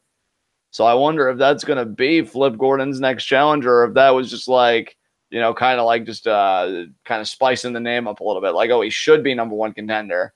He looks like the #1 contender, but he actually isn't the #1 contender. But we've got all that humanity in the ring here. You got to wonder how Brad Hollister and Josh Briggs are going to respond to this, because I'd be scared shitless. Look at, oh my God, that is just so much humanity. I mean, I'm amazed the ring's staying together, but oh my good Lord. I feel like you said that as a reaction to Brian Milonas just getting down off of the rope and everything from him to the ring shaking. Yeah. Yeah, pretty much. These two men together could make at least 3 of me, and I feel like that's a more of a conservative estimate. Good God. You know, what I don't really understand is how Brian Milonas is only listed at 6. I think he was listed at 6'5". Let me look. He's listed at 6'5", 339. There's Josh Briggs. Yeah, there we go. Let's get some athleticism up in here. Yeah, Josh Briggs. No, but here's what I don't understand. Like I said, Milonas is listed at 6'5", 339. Wrecking Ball's listed at 6'4", 442. Damn. How is Wrecking Ball shorter and heavier than Milonas when Milonas looks like he weighs like a good 100 pounds more than Wrecking Ball? I don't know, my friend, but that's an excellent question. They maybe have those weights switched and the heights are the only things that are right about that? I don't know. Possibly. There's our boy Josh Briggs, though. I just can't believe all the humanity that we're looking at in this match here. Chances are I don't like you. I believe that's his catchphrase. I think Wes told us that, or at least he's told me that in a DM last time we reacted to this stuff. I mean, that's a good mindset to have. And now, oh my God. There is no way Milonas weighs less than Wrecking Ball. There's no way. I know we got introductions here for Josh Briggs' tag team partner. Oh, and Wrecking Ball will face the winner of Flip versus Pentagon. I just read that. Wes said that in chat. So we do know our #1. Oh, and there's Brad Hollister, and we also found out from Wes that Hollister used to be aligned with Jared here. Oh, okay. Jared Silberkleit. Well, I mean, we know that Brad has done well without Jared. I mean, it was the last show we covered. I talked about, and Keith Youngblood just followed me on Twitter. I'm going to reciprocate. Same here, yep. We know that Brad Hollister can do just fine without Jared, because on the last show we covered, Brad Hollister beat freaking Matt Riddle, who in my mind is one of the hottest stars on the indies right now. Definitely, yeah. And now you see Josh Briggs eye to eye with Wrecking Ball. Brad Hollister there. So wait. Let me get this straight. Brad Hollister is listed at 5'10", I believe. Yeah, 5'10", 222. I'm supposed to believe that he's 5'10", and the dude that he was just staring at, who he was basically looking right at his nose, is supposed to be 6'5". Well, that's quite something. Oh, over already here, height and weight detective. And these guys. Oh man, Milonas is just huge. Oh, and there was a headbutt right, almost like to Milonas' chest. I don't know. I don't really know if that was smart. There's a kick to the midsection there, Hollister. You've got to imagine the amount of power that Milonas is able to put behind his strikes with very little effort. I mean, I got to tell you, the most dangerous man in this match might be Jared Silberkleit, because that trust fund to put a team like this together. What kind John, you've got experience with German. I won't say you're fluent in German, but you've got some experience with it. Is Silberkleit or Silberkleit, is that a German name? I couldn't tell you definitively, partner, but it certainly comes off that way to me. Yeah. And yeah, there you see Hollister going after Milonas. And now, Wrecking Ball Legursky renewing his rivalry with Briggs from the last event we covered. Yeah.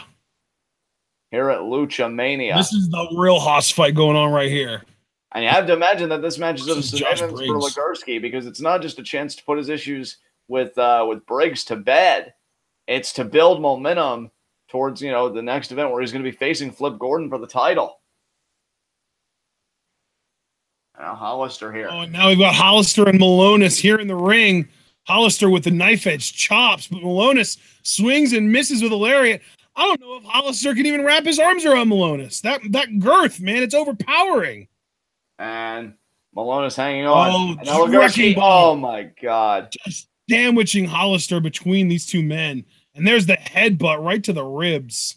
I'll tell you, if I'm Robbie Ian Zagami, I thank the gods, the old gods and the new, to use a Game of Thrones line, that these guys, that this trust fund of destruction, don't have aspirations for the tag titles, at least not today.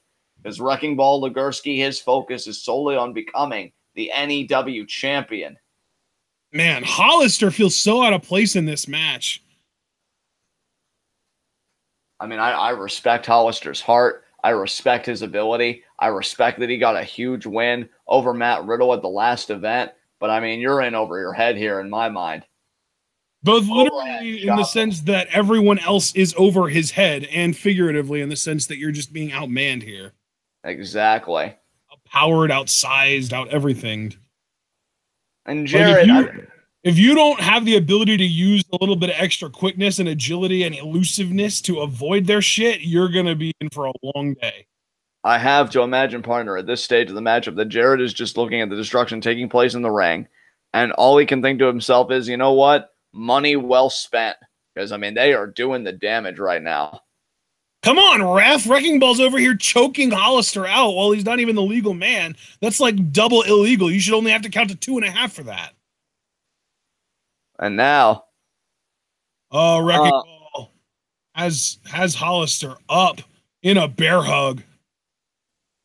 And I can tell you, Hollister ain't resting with that vice grip around his waist. Jesus. I know. Every time he exhales, I'm sure Wrecking Ball is just making the grip tighter, but now he did get out of it and throwing headbutts. And Hollister, so desperate for offense, used his own head. And now Milonas is an absolute mammoth. And now Briggs is in. And he throws a lariat. He's got more endurance than either of these guys. Ducks the lariat off the ropes, ducks in a back elbow, ducks another lariat, ducks another back elbow, ducks another lariat, ducks another back elbow. He's going to wear Milonas out just running the ropes.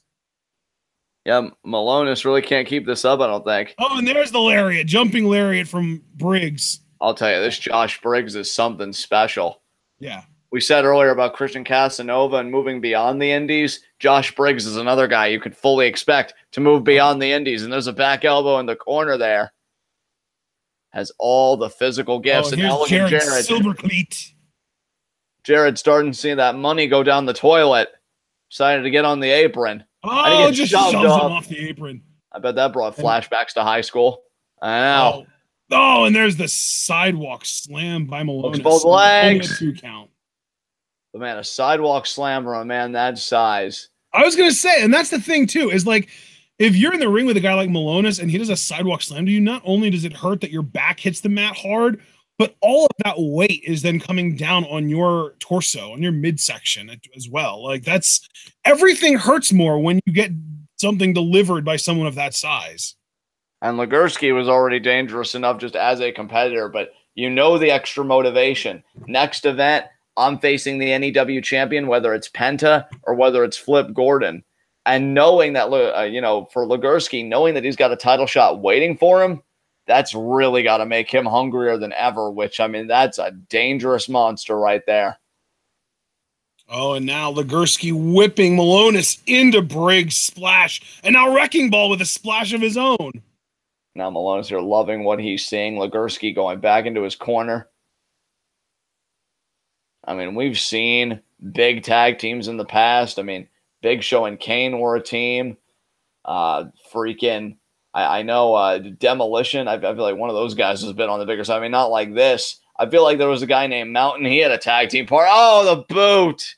Never forget the natural disasters. That's what I was thinking of. Natural disasters. I was going through tag teams. Typhoon and Earthquake. Yeah, I mean, my God. You want to talk about spiritual successors? I think you might be looking at it right here.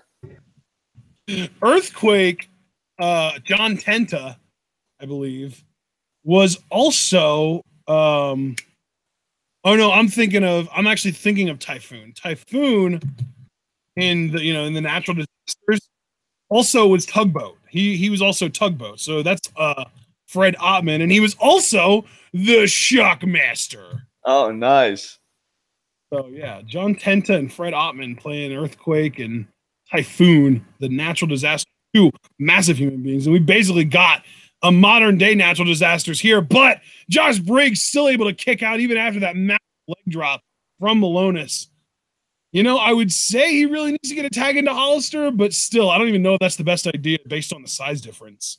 Exactly. I mean, really. If for no other reason, just to get a break, right? Just to take a break and get a breather. It may be time for Briggs to admit, you know what? I'm stuck. I'm stuck and I'm not moving anywhere. And now. Oh, Milonas sleeper here from Milonas. Milonas just choking the life here out of Briggs. I mean, we had the passing of a great big man recently in Vader. I mean, guys like Milonas and Legursky keeping the tradition alive and keeping it strong, because these guys, they are just showing that nobody would want to mess with this tour de force. But Briggs here are going to give it a shot anyway. Throwing forearms, but Milonas able to get the tag. Notice how they're so big. They were able to tag over Briggs's head. And Briggs is taller than both of them. There you see like a discus headbutt. Ducks the lariat, and there's the tag to Hollister. Hopefully Briggs bought Hollister enough time and did enough damage that Hollister can really go to town here. And he is doing just that. He is going to town. Shoved away by Milonas, but right back in with the uppercut. Goes in with the hip, the wrecking ball, and another diving uppercut there to Milonas. And then the senton follow-up to Milonas. Look at Hollister go. He is absolutely on fire right now. And now Hollister trying to get this crowd into it here. Is he going to try and suplex Milonas? There's no way. He got stopped there. Oh, Milonas, no. Too quick. Now, he got it off. He got the German off of Milonas. That's got to build Hollister's confidence. Oh, now he's going to get one off on Legursky. Oh, no. He's blocking, man. He's blocking. Man, that really... Oh, wait, no, but I don't know if Hollister... Channel your inner strength, Brad. Oh, but there's the back elbow from Wrecking Ball. Oh, and there's the tag from Briggs. He just needed that breather to be able to kind of get a reprieve. Oh, there you saw Hollister doing a dive to the outside, and Briggs with a crossbody. 2. No, couldn't get the pin on Legursky there. Legursky avoiding being pinned again. A loss is something he cannot afford so close to his championship match against either Flip Gordon or Penta L0M, which is going to be our main event up next.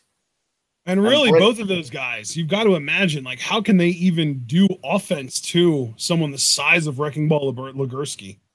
Oh, what a forearm to the face. I mean, we know if Pentagon wins, how in the world is he going to get Legursky up for the fear factor? That's a great point. Oh, my God. Oh, but Briggs. Briggs was going for a discus, so it looked like a forearm, but Legursky just punched him right in the face. Oh, and now Legursky, trying to lift Briggs up. Briggs, though. Briggs thinking chokeslam, and he got it. That might do it. Oh, but Milonas, though. Good Lord. I'll tell you, Milonas, he's definitely owed a huge debt of gratitude because he saved the match for his team. I don't think Legursky was kicking out of that choke slam. Oh, and now Briggs here. Backing Milonas into the corner. Milonas shoves him off. He is smack dab in between two giants. Gets out of the way and lets them run into each other. It. Brilliant. Oh, now Hollister chasing Milonas out of the ring completely. So it is down to just Briggs and Legursky, but Briggs might not even leave that to chance. Briggs might do a dive here out to Milonas on the outside. I don't know if that's smart. Oh, of course, Jared Silberkleit. I mean, he put a lot of money into this team. What does he have? Powder. Oh, he threw it up in Jared's face. Jared's plan backfired, but Legursky. Oh, God, caught swinging. Oh, that's side it. from Legursky. 1, 2, 3. That is the second time now. I feel like Briggs is capable of beating Legursky, but that's the second time. The first time it got thrown out via disqualification. I don't know. I don't think Legursky's ever been pinned in any W. If his manager. Well, I think didn't Briggs beat Legursky on the last show? But by disqualification, what I'm saying is I don't think Legursky's ever formally been pinned according to his manager, unless I got that wrong. Ah. And my God, how is Flip Gordon going to survive? If he can survive tonight. Yeah, that's what I was saying. Like Flip, I feel like Flip really would have a better chance because most of what he does doesn't really depend on his opponent's size. But with Pentagon, how the hell are you going to get anyone of that size up for like a fear factor or even for like a Mexican destroyer or anything that he does? Yeah, I mean it's going to be a rough go, and you see these guys saluting the crowd. It was one hell of an effort by this team. And I have to imagine Josh Briggs, he is not done with Wrecking Ball Legursky, but Legursky now looks ahead to the NEW Heavyweight Championship. Briggs getting out of the ring same way as Jushin Thunder Liger. I love it. This man has all the physical gifts. Oh, and here we go. Here's our main event. Flip Gordon, Penta Cero M. Pretty sure we're just going to call him Pentagon. Yeah, Pentagon looking to become NEW champion, the current reigning and defending Lucha Underground champion. And yeah, Storyteller West did just confirm Legursky has never been pinned or submitted. And there you go. Until he comes up against the winner of this match, whenever that happens to be. I mean, brother, I gotta be honest with you. My fantasy booking, seeing these stories play out over 2 events, I say Legursky beats Flip Gordon for the title, because Flip Gordon seems to be like the fan favorite here, and he's been champion. You know, he was champion on the last show at least. And then ultimately Briggs beats Legursky for the title, giving him his first loss. I feel like Briggs has come closer than anybody. Oh, they got Lucha Underground's theme song for Penta. That's awesome. Yes, this is the best theme song ever. I love it. Nice. Cero Miedo! Ain't nothing like badass music to fire you up while you go for a world championship. Yeah.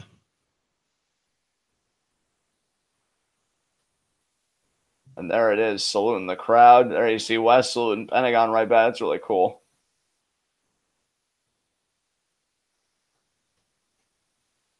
This match could be nuts.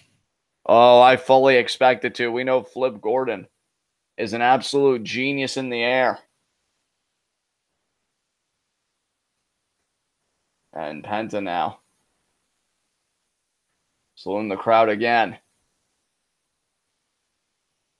This actually even happened before BOSJ. Yeah. This is before Flip, like, astounded all of us. I mean, it wasn't a long time before BOSJ. It was maybe like a month before BOSJ. Right. As we await the arrival of the champion.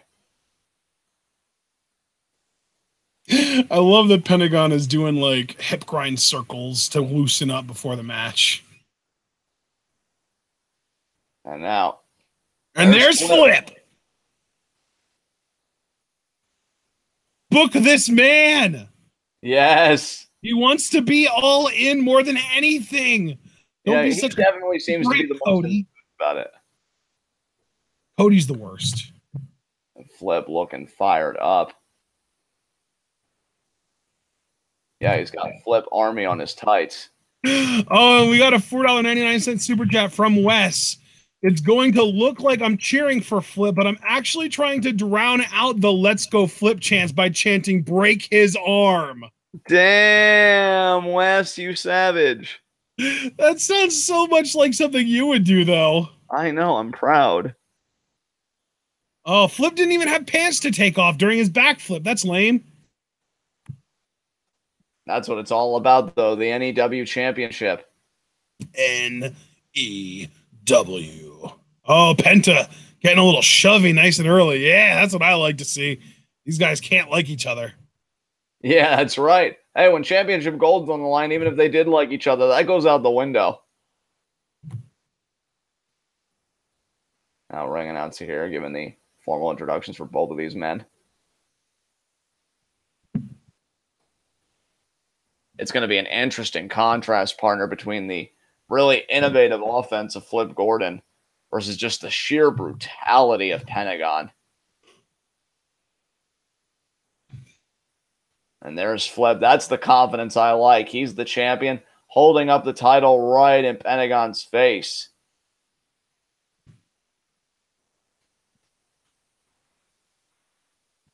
And as Wes said, he was trying to counteract all the Flip chants. So Flip definitely the fan favorite here. Although nice to see that Wes is representing the sadist in all of us. Hey, man, he was repping the Scum Squad. Nothing wrong with that. Certainly not. I love it. I'm grateful. And you know who really comes out a big winner in this thing is Legursky.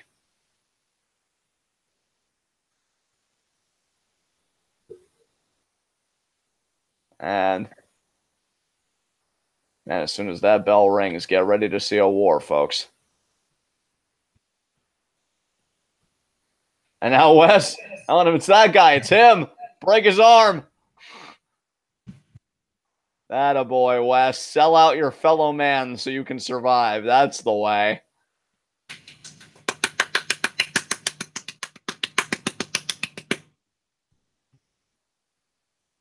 That's what it's all about. The NEW World Heavyweight Championship. That's what it, yeah, Flip there definitely, again, has the crowd support. That might be key. Break his arm, I can tell, yes. I'm glad you said something, though, Wes, because with you pointing at Flip while everyone else is chanting, let's go Flip, it definitely seems like you're being like, yeah, this is my guy right here, even though you're just saying, yeah, break this guy's arm right here. Wes saying that Pentagon is actually very chill and down to earth, which is weird when you look like zombie ninja luchador Batman, which might be the best description of Pentagon I've ever heard in my life. I mean, you can't call him a ninja without using the word skeleton. You said zombie, skeleton.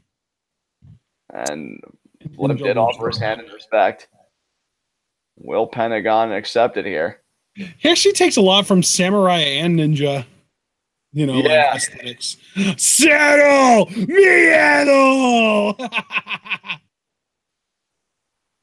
That's what I'm talking about. Yeah! Get it, Pentagon? Oh, now Flip. Oh, he's taking a glove off already. Oh, that's how you know this is serious. That's how you know he does not give a single shit about Flip's well-being. I honestly thought Pentagon was going to try a sneak attack. Oh, Flip grabbing the hand. Flip caught the hand. Spin kick. Side headlock. Here we go. Vertical leap. Nice kick. What a kick to the midsection. And Legursky has got to be smiling seeing that. And now look at Pentagon. Pentagon got a bit of a swagger about him. Oh, there's the thigh kick. Pentagon is just picking him apart right now. Now he's looking at the referee. And Pentagon, man, he's got, like I said, a swagger, a confidence about him tonight. Maybe even feels like it's it might be time for an overhead chop. Oh, this is not going to be good for Flip.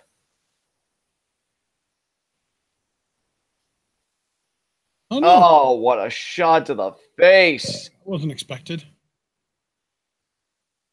He's getting all up in the ref's face. Like, oh man, what are you gonna do, Pentagon? You gonna beat up the ref? You can't win without a ref. That's right. I mean, if he was smart, he wouldn't. Oh, Pentagon jumps over, goes down, Flip, handstand.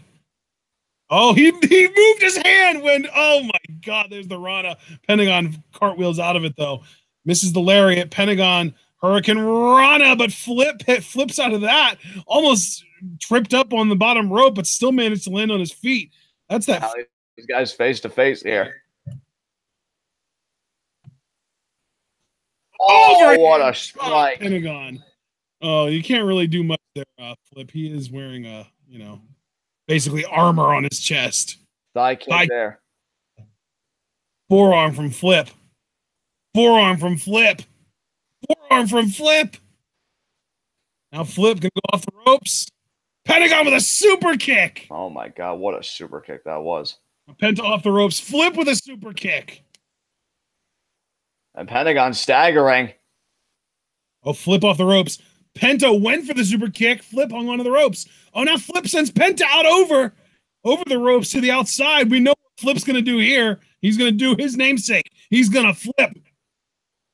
Exactly. Oh, no, he's not even going to flip. He's just going to tope suicida. Still effective, though. Got its mark. And now Flip. Feeding off this crowd support. Now Flip's got Pentagon by the head. Wraps his arms around the guardrail. Chop there. Nice.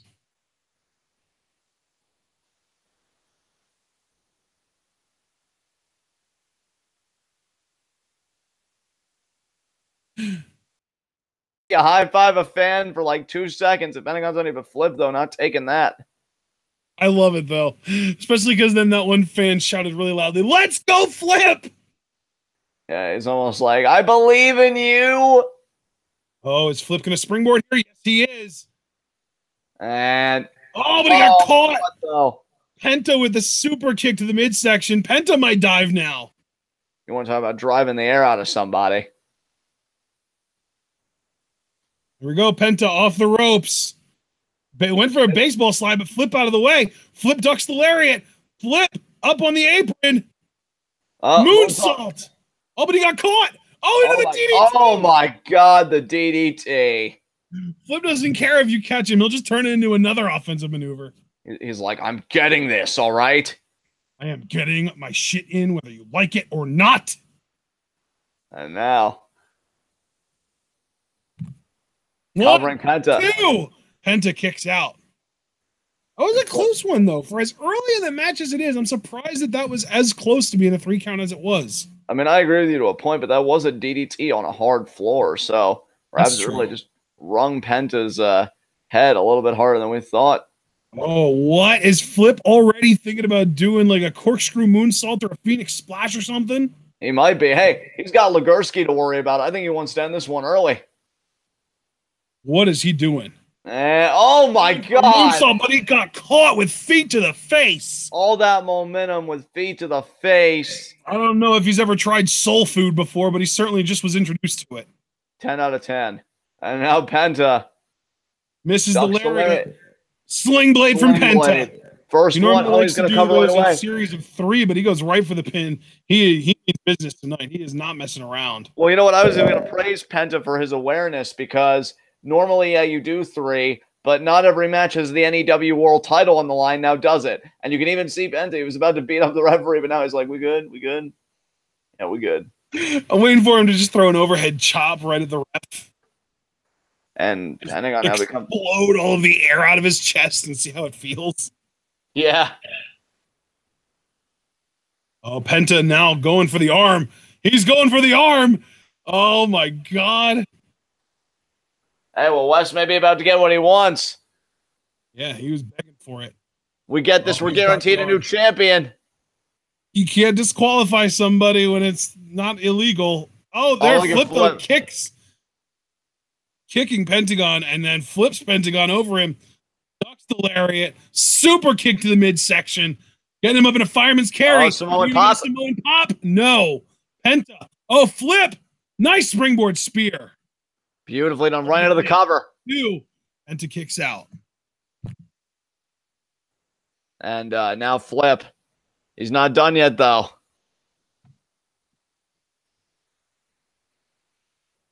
Flip, proud to be the NEW World Champion, does not want that reign to end tonight.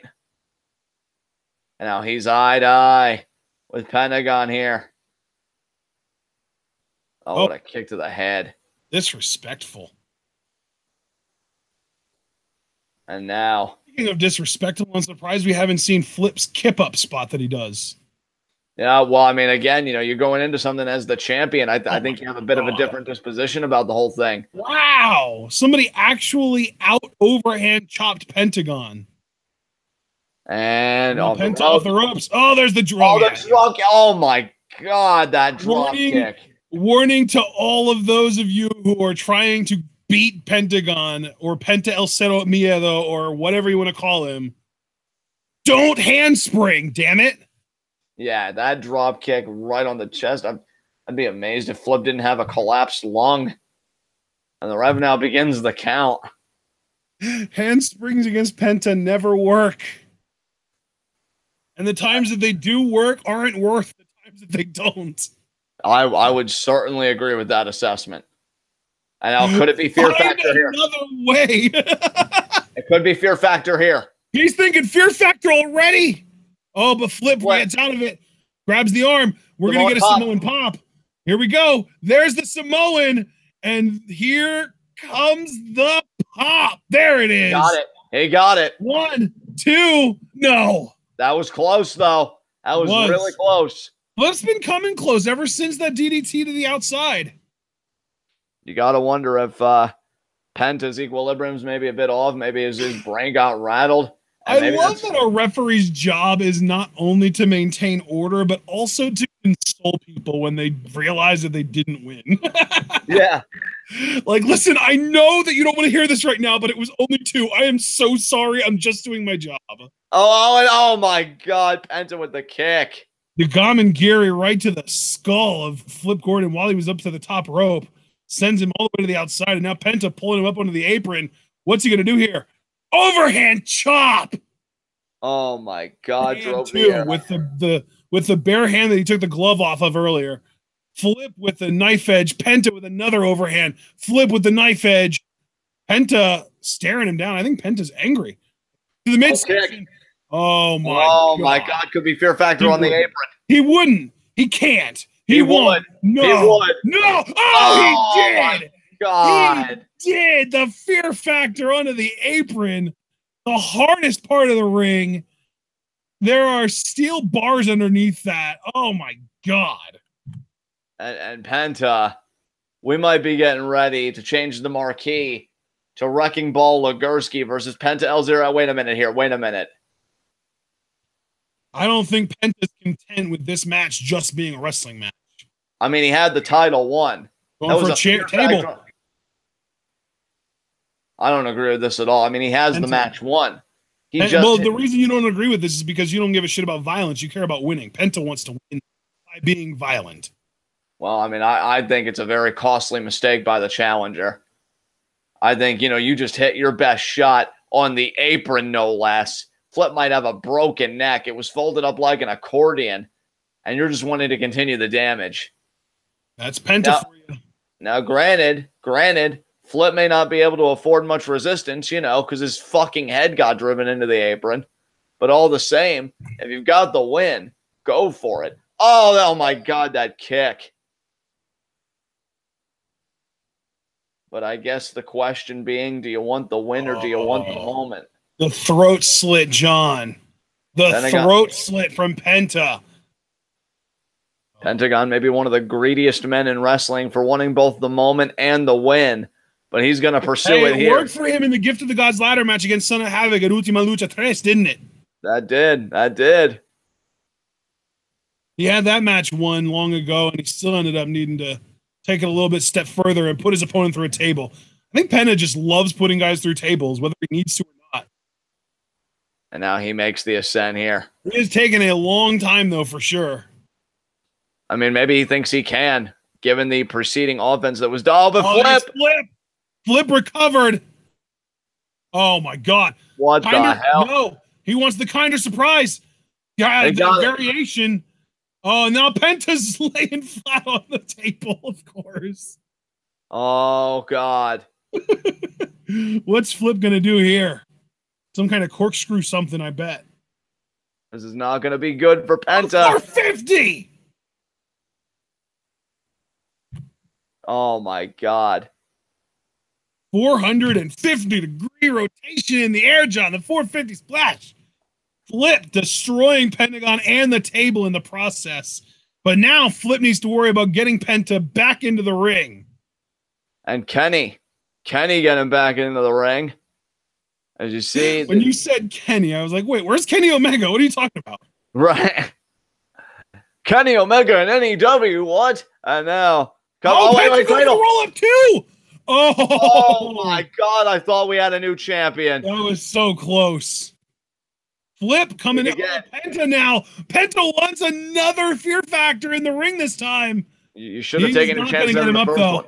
He's not going to get him up. Well, I think he's still too wounded from the 450 to the table. Yeah. You can even see he almost looks like he's heaving. He has him up. Oh, the flip. Flips over, lands on his feet. Super kick. Almost around the corner super kick. Now Flip off the ropes. Springboard stunner. Going for the pin. Hard out Cena. And that's it. Wow. Flash. He just straight up won with that springboard stunner. Unreal. Flip Gordon with a huge retention, a title retention here against El Penta Cero Miedo, or just El Penta Cero M if you want to go there. But the thing is, we've also got to remember, even to this date, Penta is the Lucha Underground champion. So Flip Gordon, the NEW champion, just defeated the Lucha Underground champion. That's huge for Flip. And the NEW as a promotion, really. That is huge for Flip. And I also want to add that this happened not long before Penta won the Impact Championship. So what does that say about Flip, that he was able to defeat a not-so-distant future Impact champion? Yeah, that is a testament to the quality of performer that Flip Gordon is. And guys, there was really nothing else but the standard show of respect, I guess. So we know that Legursky is going to be facing Flip soon, probably at the next event. So until then, I enjoyed this event. I actually thought it was better than the first event we did.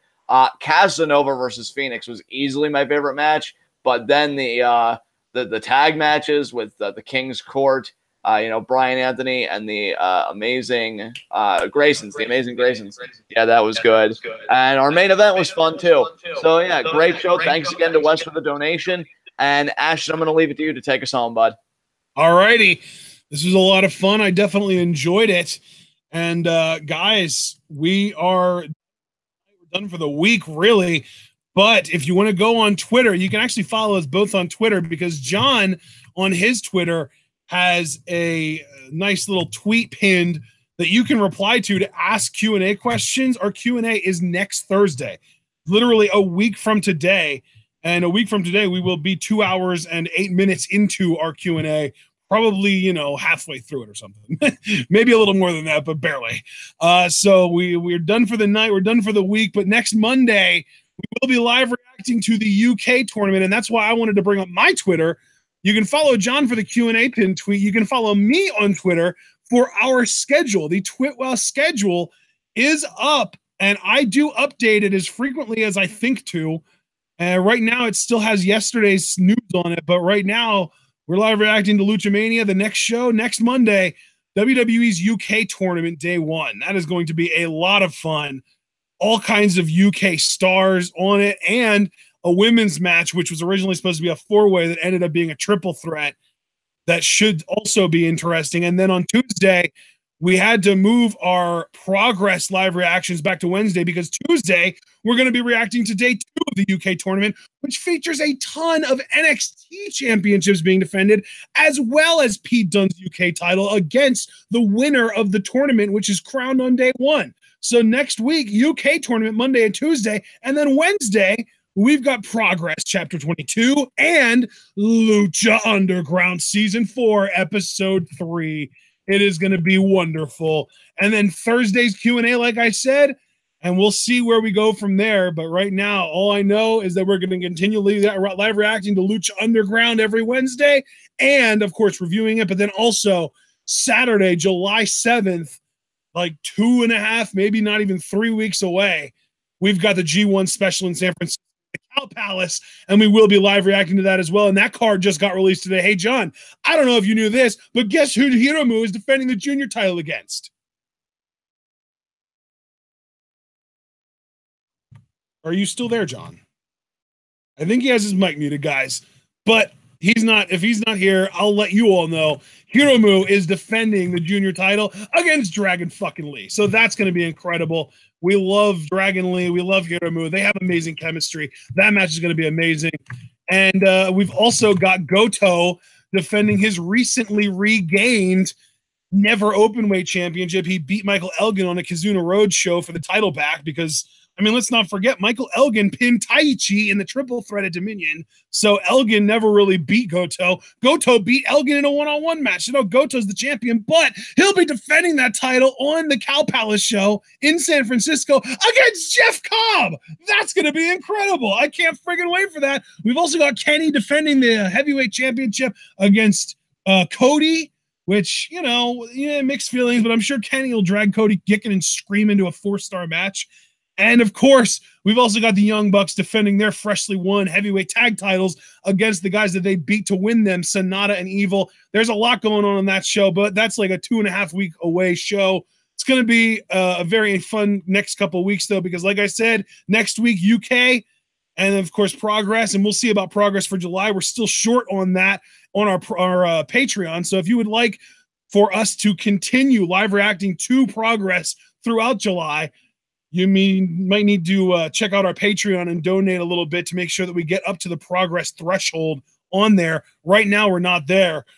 So, you know, there's a possibility that we will not be reacting to Progress in July for the first time since, I want to say, March or April. I don't even remember the last time we weren't live reacting to Progress, but it is up in the air right now. Another way that you can support us is to buy our merch on Teespring. Or if you just want to, you know, support us, but you don't have the money to be able to afford donating to Patreon or buying merch, you can still support us by just sharing this video, sharing this channel with all of your wrestling fan friends, and let them in on the best kept secret in the YouTube wrestling community. We are the workhorses of the YWC. And guys, we will see you all on Monday for WWE's UK tournament. It is at 3 p.m. EDT. That is daylight savings time. We are 4 hours behind those of you in the UK and 5 hours behind those of you in France. So it's a little bit different than usual. We're used to it being 5 and 6 hours. It's 4 and 5 now because the US still abides by daylight savings time for whatever the hell reason. Regardless, we'll see you all there. Or, you know, if you're not interested in the UK show and you're more of a Progress fan, we'll see you Wednesday. Or if you're a Lucha Underground fan, and who can blame you, and you were here because of the Luchamania, Lucha Underground, there's a common thread. We'll see you Wednesday night for Lucha Underground Season 4, Episode 3. But no matter when we see you next, the only thing that I will ask that you do is to stay tuned.